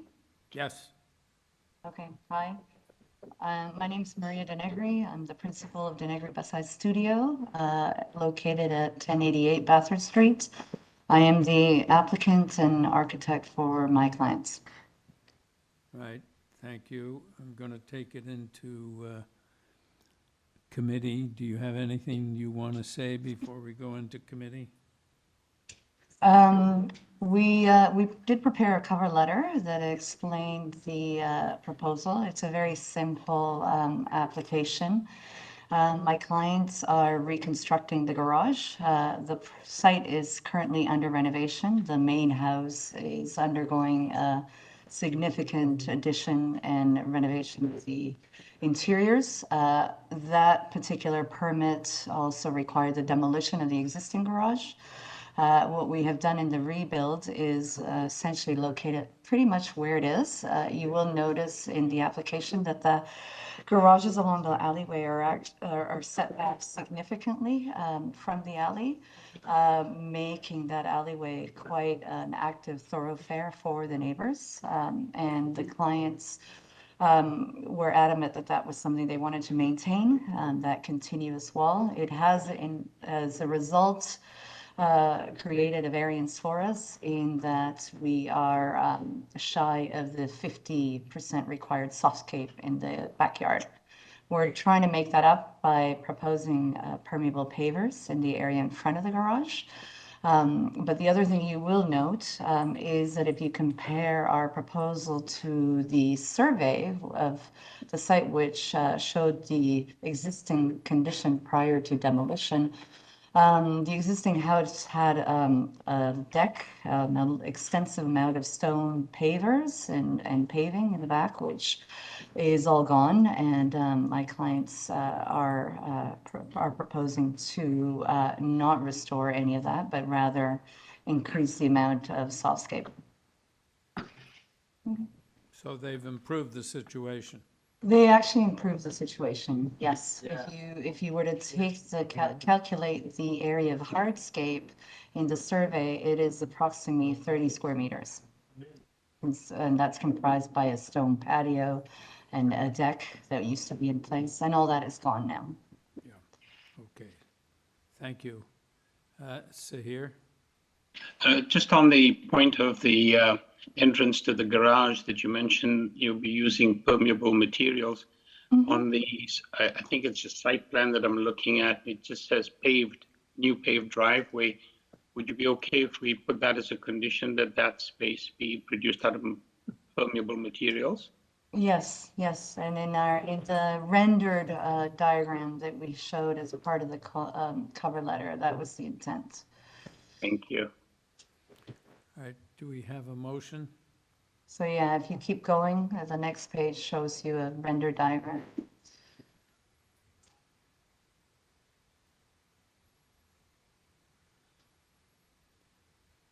Sahir, do you have a motion? Perfect. That's great. Thank you.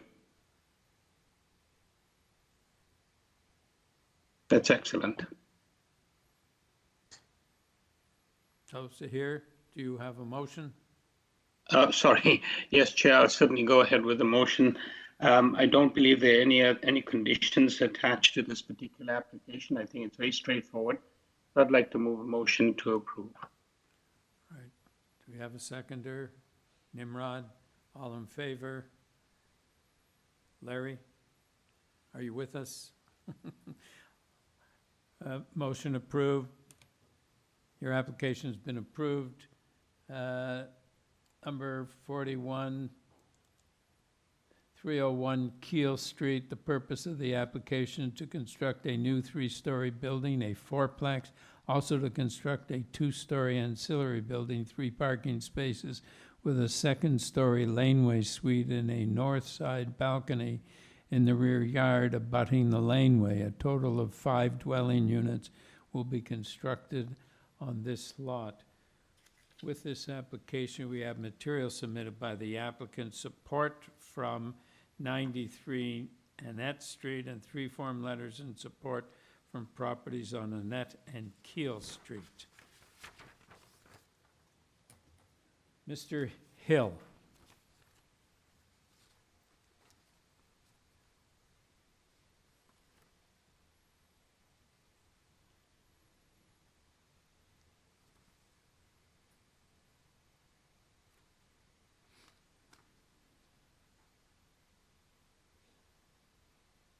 This is Andrew Hill. Hello?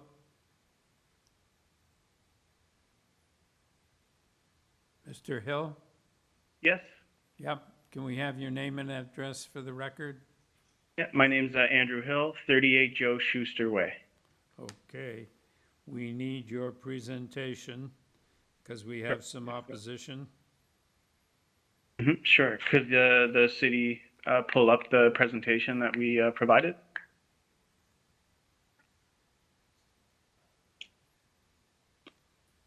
I think it was part of the sort of later submission documents.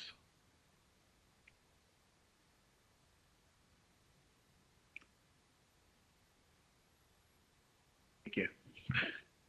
Yeah, so my name is Andrew Hill. I'm with Studio AC. We're the agents of the applicant. So this proposal is for a multifamily, Mr. Hill, can we have your address? Yeah, 38 Joe Schuster Way. Yeah, okay. Go ahead. So this proposal is for a multi-unit building at 301 Keele. It's a fourplex on the front of the property and then a laneway at the rear. We sort of looked at this project as a, you know, in terms of its context, if we could go to the second page, you know, at its location at the intersection of two major streets and with sort of, you know, a church building at the corner. And as a sort of opportunity to sort of lean into some of the sort of development guidelines that the city has proposed, and with a slightly wider lot, it kind of invites some of this light densification on a site like this. As you can see, there's neighbors in support, and then we've unless there's some others on this call, we've yet to have objections from any other neighbors, and our client has had extensive conversations with all neighbors and has to date been able to appease any objections. So with the fourplex at the front of the site, it's very much a family-oriented development with you know, units that have 3 bedrooms and multiple bathrooms, and at the rear there's a smaller apartment. So there's sort of a mix of stock being proposed. Both streets are categorized as major, so we thought this was a sort of inviting intersection to see some of that bridging densification that can happen towards the neighborhood designations. And then if we go to the next page.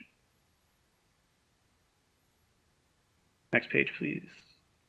And we sort of, you know, looked, even though it's not sort of categorized as townhouses, we wanted to sort of look at some of the guidelines, and again saw the project as almost a sort of diagrammatic example of some of the guidelines and densification approaches that the city sort of invites. So, you know, yielding to the corner and aligning and framing, you know, heritage properties, rear parking, and a mass height and size transition into the neighboring neighborhood. Next page, please. We also saw Keele Street specifically as kind of a context of transitional density, both new and old. It has an eclectic mix that kind of acknowledges its major street designation. And you can see some examples along that street of, you know, apartment buildings and townhouse and, you know, sort of converted old houses into multi-unit and things like this. Next page, please. And this is kind of a continuation of the sort of context, you know, showing the corner, and then, you know, in the middle, you can sort of see up to Dundas as, again, how the density along Keele bridges to the more intense corner at Dundas and Keele at the sort of junction proper. Next page, please. And some of this siting as well, we are aligning with the church, and then we also sort of looked at kind of the perceived lining up of verandas and things like this with the south houses. Next. And then with FSI, we did a sort of local study and saw that, with especially against some of the densification projects that, the 1.27, of which 0.7 is kind of the stair overruns for mechanical access, that we're kind of within that ballpark. Next.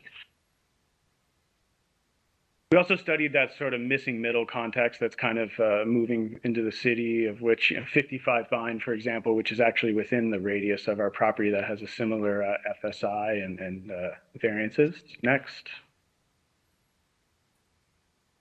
And again, with the massing, we wanted to sort of have a nuanced sort of terracing to that massing as it bridges to the neighborhood properties. So there's parts of the mass that align more with that sort of perceived street face, while other masses yield back as the property gets higher. Next. And again, this is sort of illustrating a similar point, that the sort of perceived massing at the street at 7.5, and then to the top of the parapet, and then the stair overruns behind that. Next. I know I'm over my time, but the laneway house, again, we have a wider lot. The laneway house proper is 9.48 meters, so 1.48 meters beyond the 8 meter. We've worked with the church and yielded to the church with both the mast of the laneway and the location of the balcony being addressing the sort of opaque wall of the church and ensuring that its last stained glass window is completely open and still has access to light and not crowded in that regard. This is sort of showing a similar idea, but I can stop there. I don't want to go over my time. Okay, panel, any questions? Yes, Sahir. I know there's and you're aware there was a order to comply. Is the structure already in existence? The structure is already in existence, and so both of the order complies will, effectively be removed because we would be removing the existing house. But actually, one of the order to comply is actually the city has removed as per a report that Blackwell Engineering submitted to the city in recent months. So and the reason I asked this question as well is that in the purpose, it says to construct a new 3-story building. But does this mean that that needs to be changed to read something along the lines of to legalize a 3-story building if it's already in existence? No, sorry. There is an existing building on the site that when our clients purchased it, it then was revealed that there were these work orders against the existing house. This proposal is for a new build building, so the existing project will be removed. And for example, one of the work orders is in reference to fire damage, so obviously that whole project is being knocked down. So something like that will obviously be gone. Terrific. Thank you. Thank you for the explanation. Okay. Paul Villan and Wing Yi Hugh.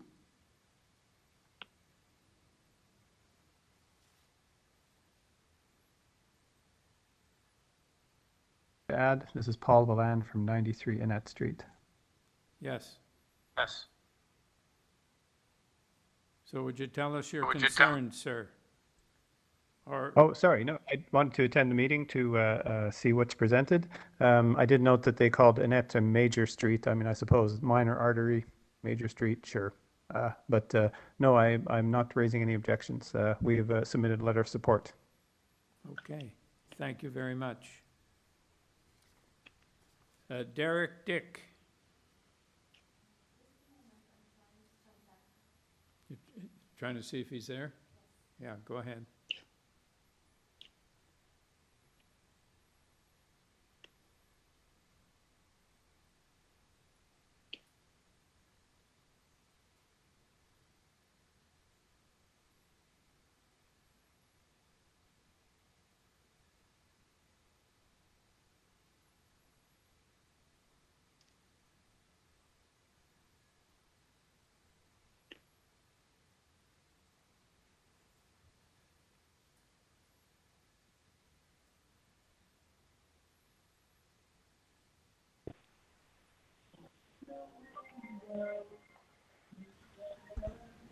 Derek Dick, you've been unmuted.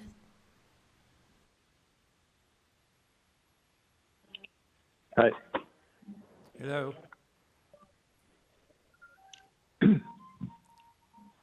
Hello, Mr. Dick, can we have your name and address, please? Derek Dick, 448 Indian Grove. Okay. Can we have your comments? I was wondering about the how the cars will get into the garage, if it would be from Keele Street, the side entrance, or from the laneway. Okay. Any other questions or comments you have?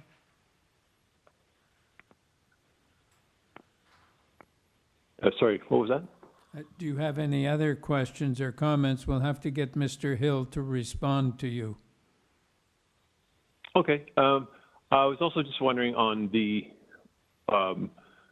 amount of windows that would be facing the alleyway, the type or amount, whether it's like a skylight or a clerestory window, or what type of windows and how much that would be facing the laneway. Okay. Anything else? That's it. Okay, thank you. Mr. Hill? Thanks.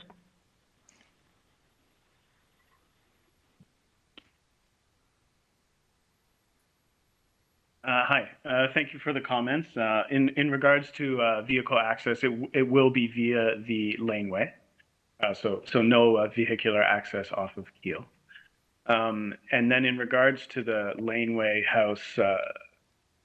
elevation, actually, if you go to the last or the second last page of the presentation that was provided. Yeah, so you can kind of see the windows here. One is 1.5 feet. 5'10". Sorry, 5'10" by 3 foot wide, the window on the top left there. And then the larger one is 7'9" by 5'10". And then at the base, those are opaque doors, so kind of not too extensive. You know, nice enough to ensure that the apartment and the bedroom is getting good light quality, but in terms of the ratio to the full facade, quite minor, I would say. Okay. Any questions, panel? Okay, we'll go into committee. Does someone have a motion? Larry? Thanks, Chair. I think this is a quite commendable application. This is I'll get to the variances in a moment, but this is introducing a fourplex and a laneway suite into an existing neighborhood along a major arterial route, which is accessible by transit. It's like a 2-minute bus ride down to the subway. It's walkable to the junction, shops and restaurants. It's a perfect place for this kind of intensification. I'm really happy to see as well that these are 3-bedroom units. Those are sorely needed in these kinds of areas. I think it's a good design. I think it's appropriate. It's particularly suited for this site, in part because it's adjacent to a large church. And the third story is set back from Keele Street, which I think is good as well. I was originally concerned a little bit about the width of the laneway suite, but upon examination, it's a little bit wider, but it accommodates 3 cars, which I think is good to accommodate parking on site. It also has a small deck, which is screened, but it looks out more towards a net and the laneway. So I don't think there'll be any overlook concerns. I do note that 93 Annette is in support. That to me is the only, the main residents that would be negatively affected by that, and they're in support. I don't see anything negative about this. I look at the variances, and while There are some that are a little high. I think they're offset by the fact that we're introducing rental accommodation into this neighborhood. So I think it's a supportable application. I don't know if my colleagues agree or not, but if they don't disagree, I'm happy enough to move a motion to approve this application subject to forestry condition number 2. I don't see any other conditions that are required. Seconders are here. Thank you. I agree with you, Larry. It's a very commendable project. All in favor? You have your approval, sir. Thank you very much. Number 42. 218 Inglewood Drive.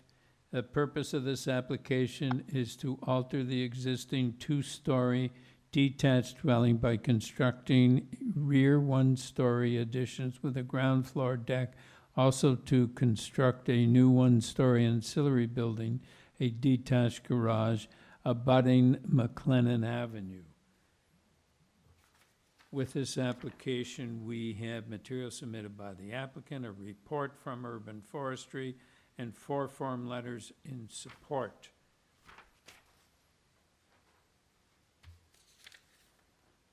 Okay, so Mr. Sprague.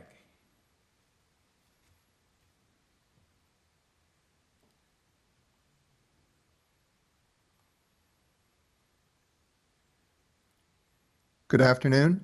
Good afternoon, sir. Can we have your name Yes. and address Yes. for the record? Yes, my name is Tom Sprague from Sprague and Company Architects, and our address here in Toronto is 156 Duncan Mill Road. Just a very brief background of this application, a little explanation for the committee. What the owners would like to do is they presently have a rear 1-story addition. They'd like to expand on that to give them additional living space that they do require for their family. In terms of the overall size, we're slightly under 0.5 times with the FSI, going up from slightly under 0.46 times. The FSI requirement in the area is 0.6, so we're well within that. They'd also like to relocate a garage and build it out in line with a garage to the south. I had sent through and it was posted on the 21st of February, yesterday, but it was a brief explanation of the 3 variances before you. Briefly to summarize, the soft landscaping is actually exactly what's there now, so really we're maintaining that same number.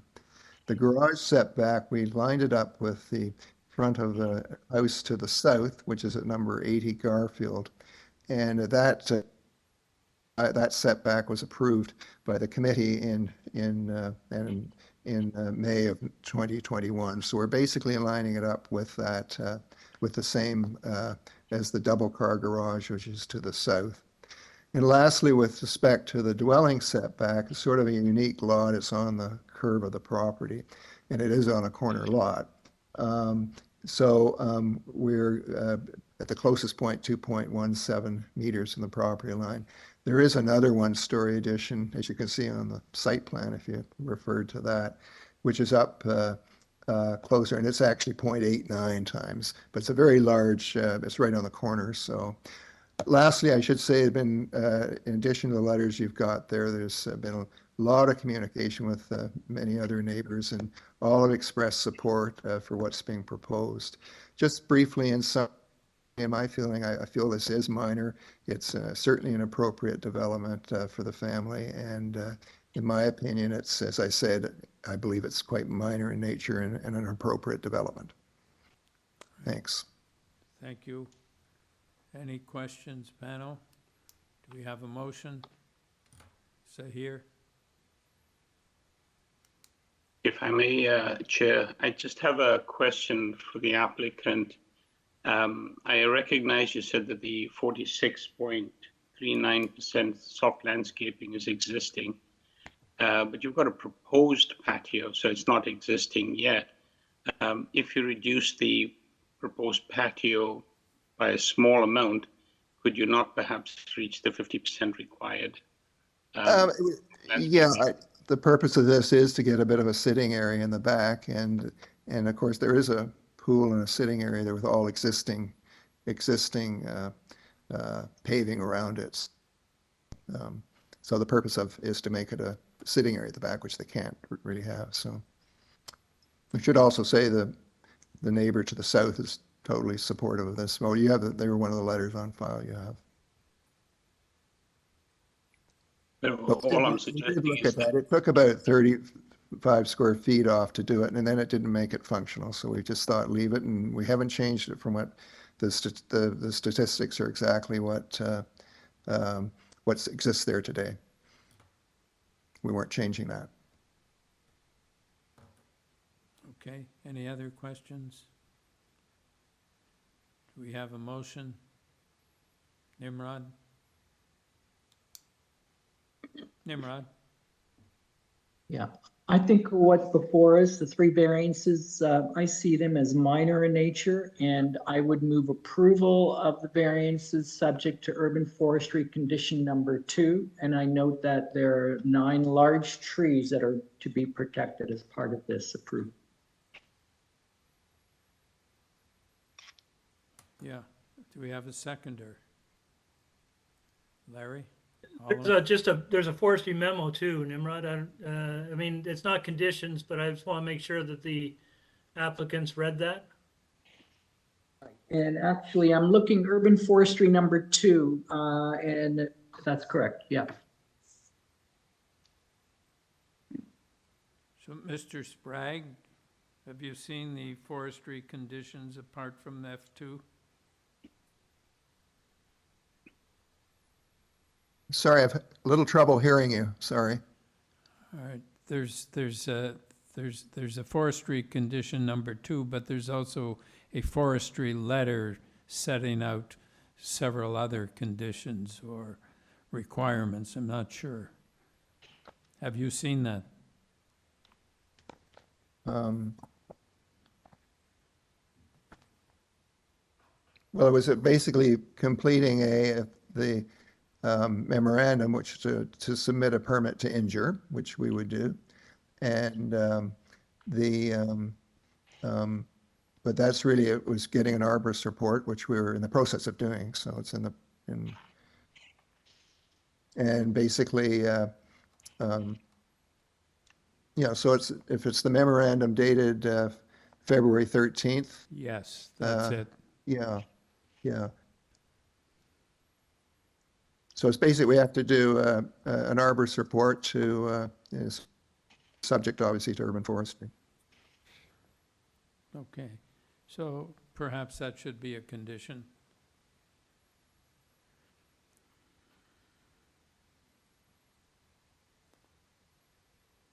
Okay, Nimrod, are you comfortable with making that a condition? Sure, yes, we can add that in. Yeah, do you have a seconder? Larry, all in favor? Have your approval. Thank you, sir. Great, thank you very much. Okay, we have to go to another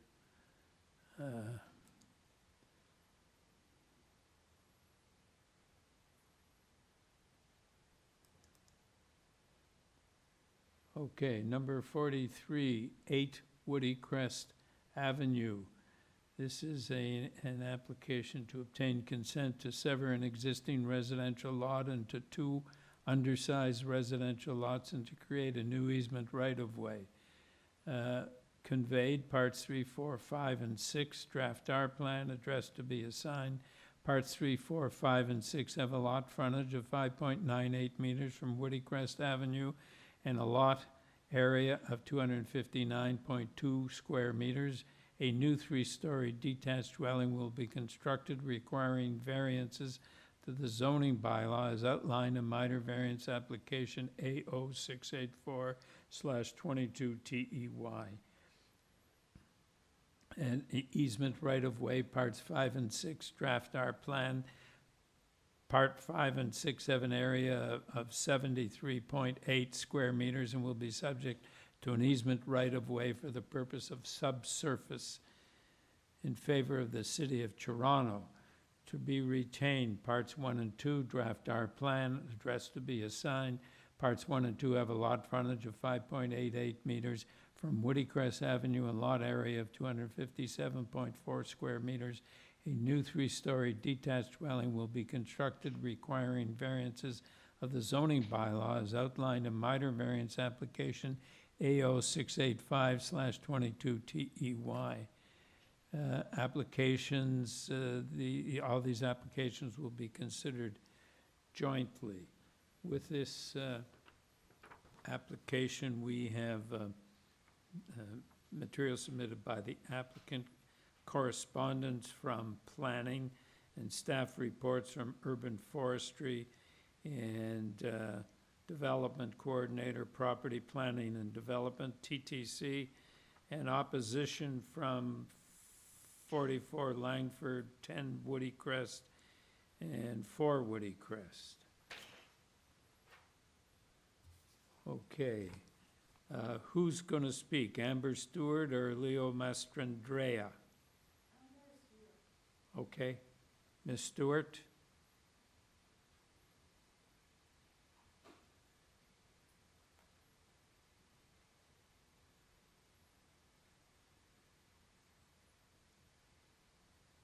Hello, can you hear me? Yes, but it would be Oh. better if you spoke a little closer to the microphone, please. Okay, I'm happy to do that. Let me know if this is okay. Yeah, this is fine. So we need your name and address.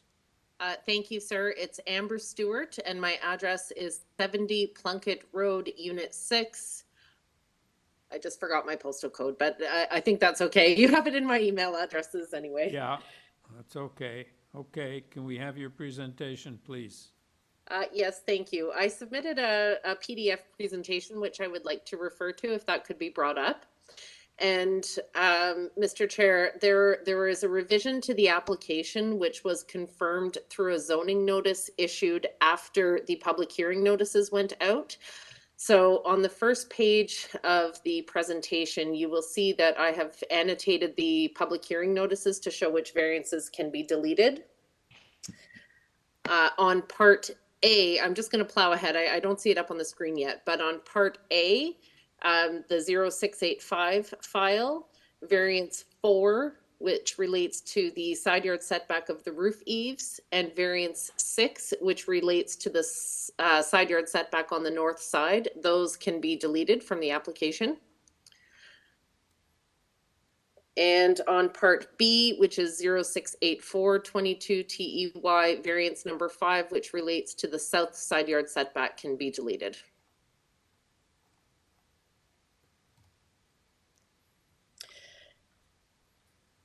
And so, Mr. Chair, if I can proceed ahead, this matter was before the committee in November. It was deferred to allow certain items to be clarified and or improved. And on that first slide, I've highlighted the changes that were made. I think of note, the height of the dwellings was actually reduced to address neighbor concerns.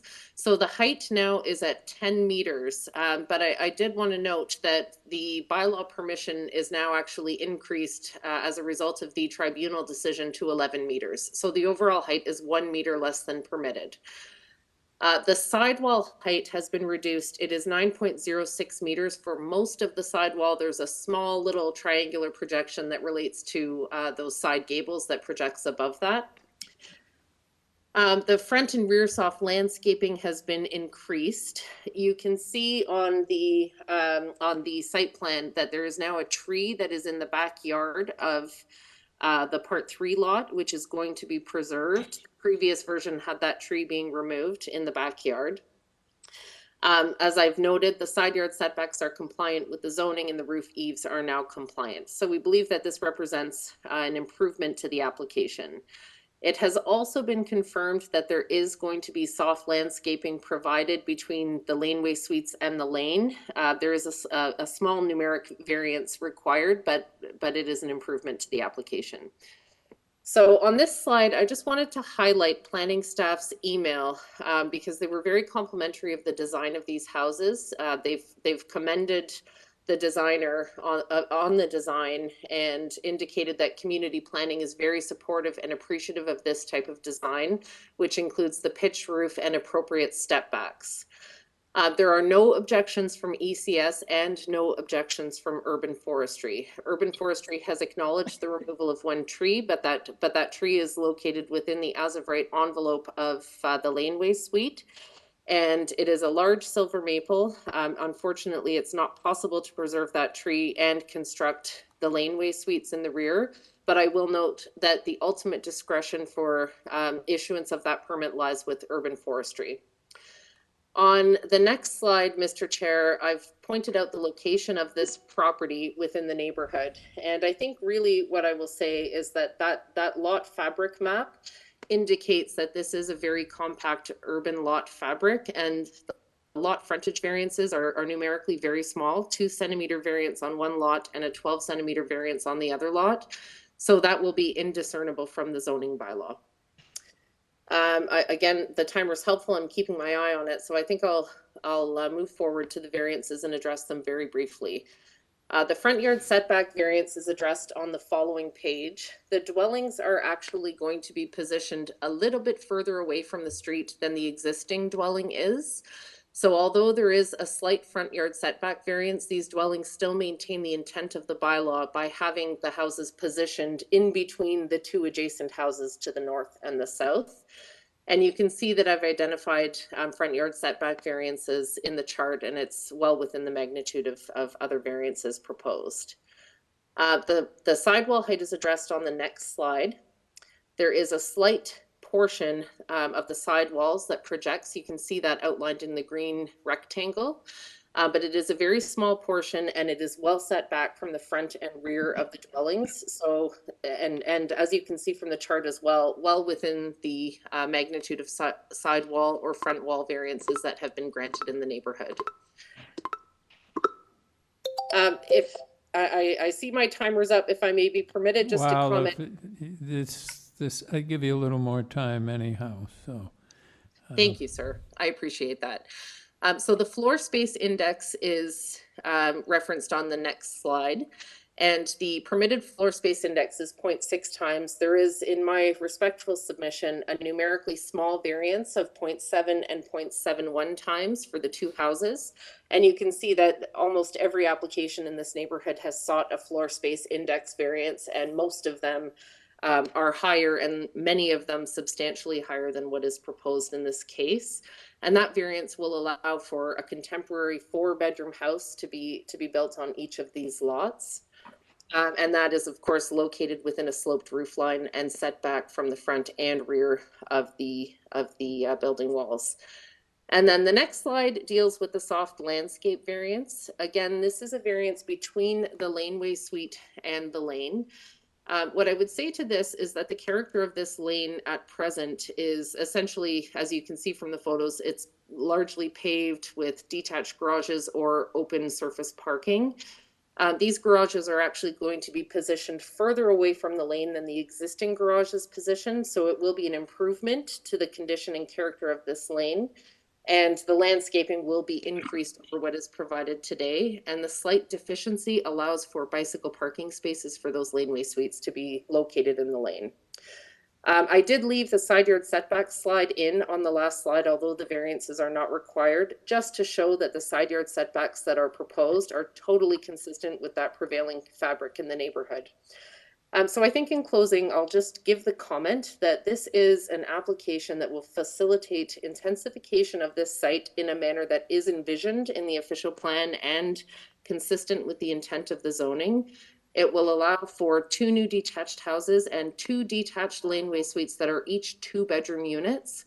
So this is absolutely an appropriate manner to increase both the unit count and to provide for family-sized units on these sites. So with planning staff support, urban forestry support, no concerns from ECS, we believe that this application is appropriate and should be approved. And subject to any questions you have, I'll end my presentation there. All right, thank you. Do you have any questions, panel? Yes, here.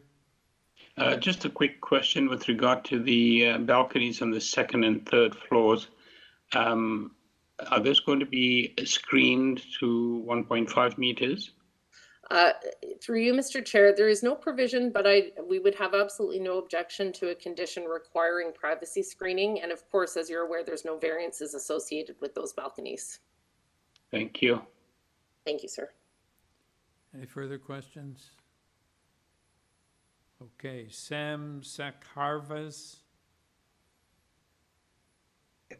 Sam Sakavars and Leah Millman, number 10 WOODYCREST Avenue.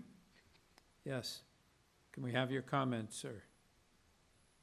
I have a question for, I guess, the architect. Just a minute. Who's going to speak? Oh, this is my wife, Leah. Okay, so you better give us your name and your address too. Sure. I'm Leah Millman at 10 WOODYCREST Avenue. Okay, can we have just one speaker, please? So I wanted to understand from the previous speaker, which tree is being removed from the backyard of 8 WOODYCREST now? Okay, do you have any other questions? We'll come back. Ms. Stewart will answer your questions, but we have to deal with other opponents as well. So she'll make a note, I'm sure. Do you have anything else you want to say? We did have a concern around the general look and feel of the townhouses that are being put in.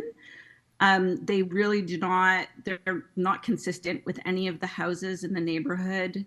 And they're gonna really stick out like a sore thumb. I know that the committee has commended the architect for, being able to provide a 4-bedroom dwelling, or 4 dwellings on this address.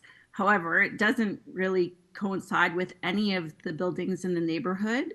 It doesn't look and feel like any of the buildings of the neighborhood. And I feel like it's going to decrease the property value of all the neighboring homes.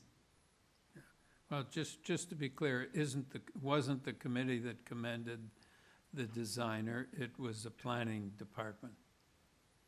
Understood. Okay, do you have anything else you want to say? My other comment is around the tree. So I just want to understand if that tree is coming down, which tree is it? Because it's not clear in the drawings that were presented. Ms. Stewart will address that. Okay. Okay, and that's it for us. All right, thank you. Darren J. Harris and Patrick Del Monte.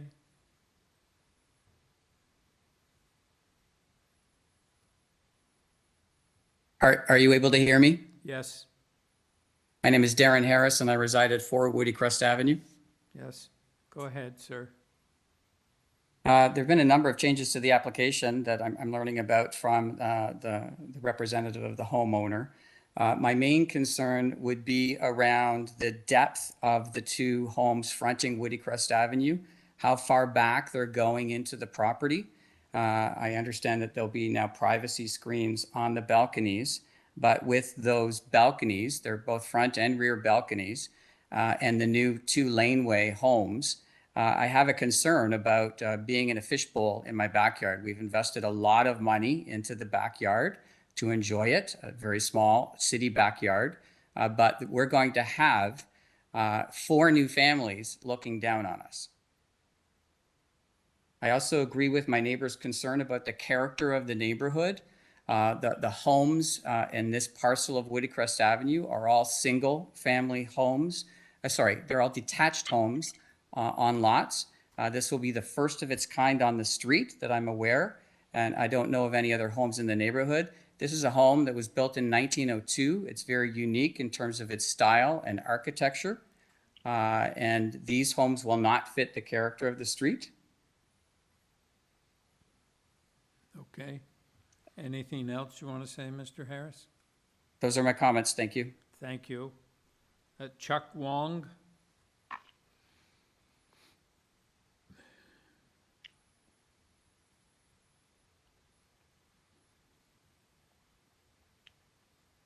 Can you hear me? Yes. All right, Chuck Wong. I'm at 15 Ethan Avenue. I am behind 8 WOODYCREST. Yes, go ahead. And I have one question for the presenter. And was the plans originally for a semi-detached home? Was that the previous plan? And now the plan the owner wants to split the property and build 2 detached homes on it and 2 laneway houses, and there's a possibility of basement suites. So I find that very strange. Going to turn that a single family, what's presently a single family home, into possibly 4 units and possibly 6 families living in it. So I do have concerns about that. And I share the same concerns with my neighbors regarding the look and feel, because currently our neighborhood is single family homes with garages, and they're going to eliminate the garage and build 2 detached laneway suites on there. So I just have concerns about having that many units into that one lot. Well, the lot that's going to be split into 2. All right. Thank you, sir. Gerald Thank you. Florent.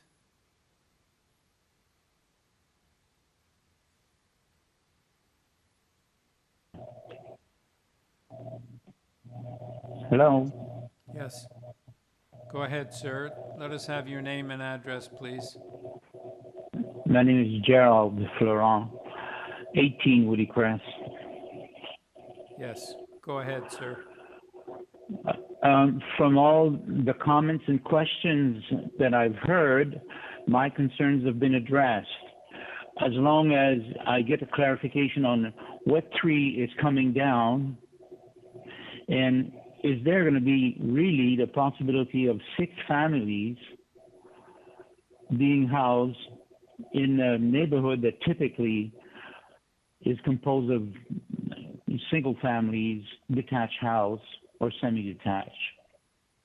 It looks like we're cramming a lot of people into a design that doesn't fit the neighborhood. Okay. Thank you, sir. B. Bradley.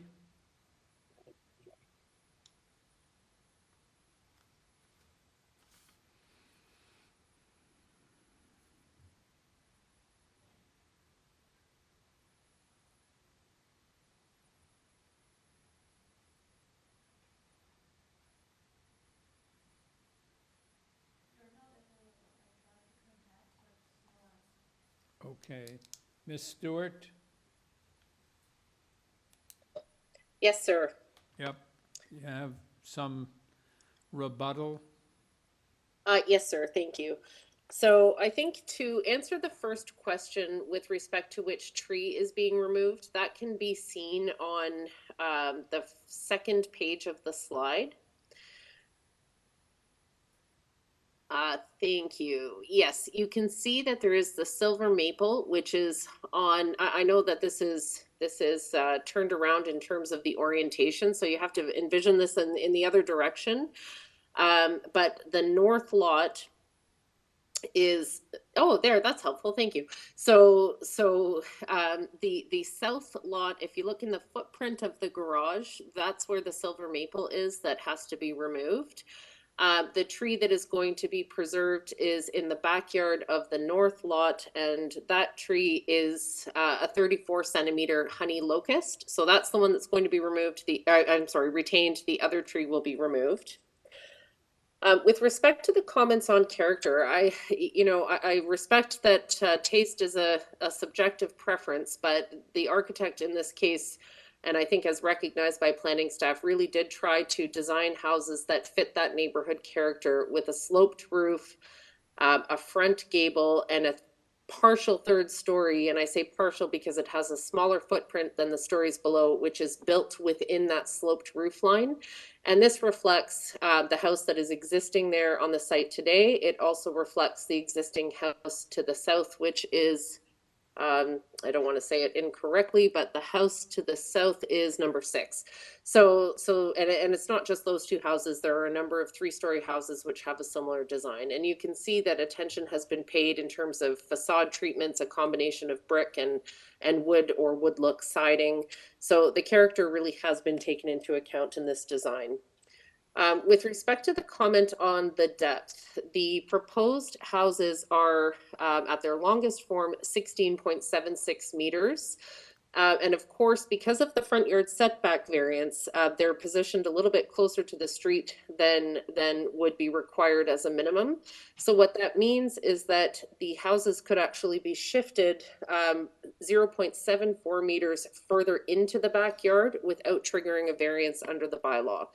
And that relates to the ground floor, the measurement that I've given you. At the second and third floor, the depth is shallower. So at the second floor, the depth is, or I'll just say length of the house is 14.63 meters. And at the third floor, the length of the proposed houses is 11.73 meters. So quite a bit shallower or shorter than the bylaw would anticipate. With respect to the question about what the prior proposal was, the proposal is and has always been to construct 2 detached dwellings on this lot with 2 laneway suites, 1 on each property. So the proposal has not changed in that regard. And then with respect to the comment about basement suites, without, you know, I will say only that obviously secondary suites are encouraged in the official plan, and that is again a manner of intensification that just like laneway suites, that the city and the official plan envision occurring within neighborhoods. But in this case, the current design does not provide for a basement suite. It provides for a recreation area that is, and of course mechanical areas and a washroom that is associated with the main dwelling. So there's no kitchen that is proposed to be located in the basements. So I think that's all of the questions and comments that were raised, but again, I'll be happy to answer any questions that the committee has. So are there 4 dwelling units in these 2 properties? No, yes, sorry, math is off a little tonight, it's getting late. So yes, there are 2 and 2 dwelling units, Yep. so 4 in total. Yep, thank you. Any further questions, panel? Okay. Let's take it into committee. Do we have a motion? Yes, Larry. I'm happy to start, Chair. First off, thank you, Ms. Stewart. I thought your presentation was excellent and very helpful in clarifying not only this proposal, but how it has changed from the previous one, which I would suggest there have been a number of improvements over the original application, to the point where personally I think it's quite acceptable. These, I would agree with planning staff's observation that these are well designed. I appreciate that some residents might disagree, but there appears to have been an attempt to try and introduce design elements which are consistent with some of the housing stock in this area and on this street. So that's, to me, that's commendable. The variances before us for each of the 2 parts, in my view, are overall relatively minor. The severance itself is literally 2 centimeters and 12 centimeters less than what's permitted, which to me is almost meeting the requirements. And I would note that with the exception of the landscaping in between the house and the laneway suites, which has been improved, is still the only area where I think a variance is required for the laneway suites. They are pretty much as of right otherwise. So again, that's commendable. I would also make the observation that this site is about a minute walk from the Danforth and probably about a 3 or 4 minute walk from the PAPE subway station. So in my view, this is an area where we should be introducing additional density. And the addition of upwards of, I guess, 6, perhaps more units into this site, I think is appropriate given its juxtaposition relative to Danforth and relative to higher order transit. So I think it's a supportable application now. I leave it to my colleagues whether they wanted to add anything to that. If not, I'm happy to move approval of this application for the reasons I've cited. And I think they are subject to planning's conditions, which are tying it to plans. And they do have a condition, as I hear, about screening for the 3rd floor balcony. I think you would like it for the 2nd floor as well. Is that it might be useful just to have it for both 2nd and 3rd, so that neighbors have that privacy that one of them mentioned. Okay, so let's. I would agree with that as well. Okay, let's do that.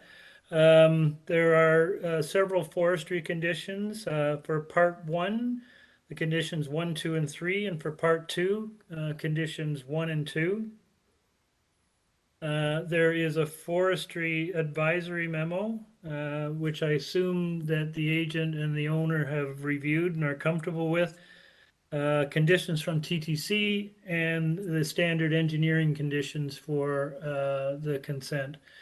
And I would just note that the application is amended because I believe there have been 2 for part 1 and 1 for part 2, which were deleted.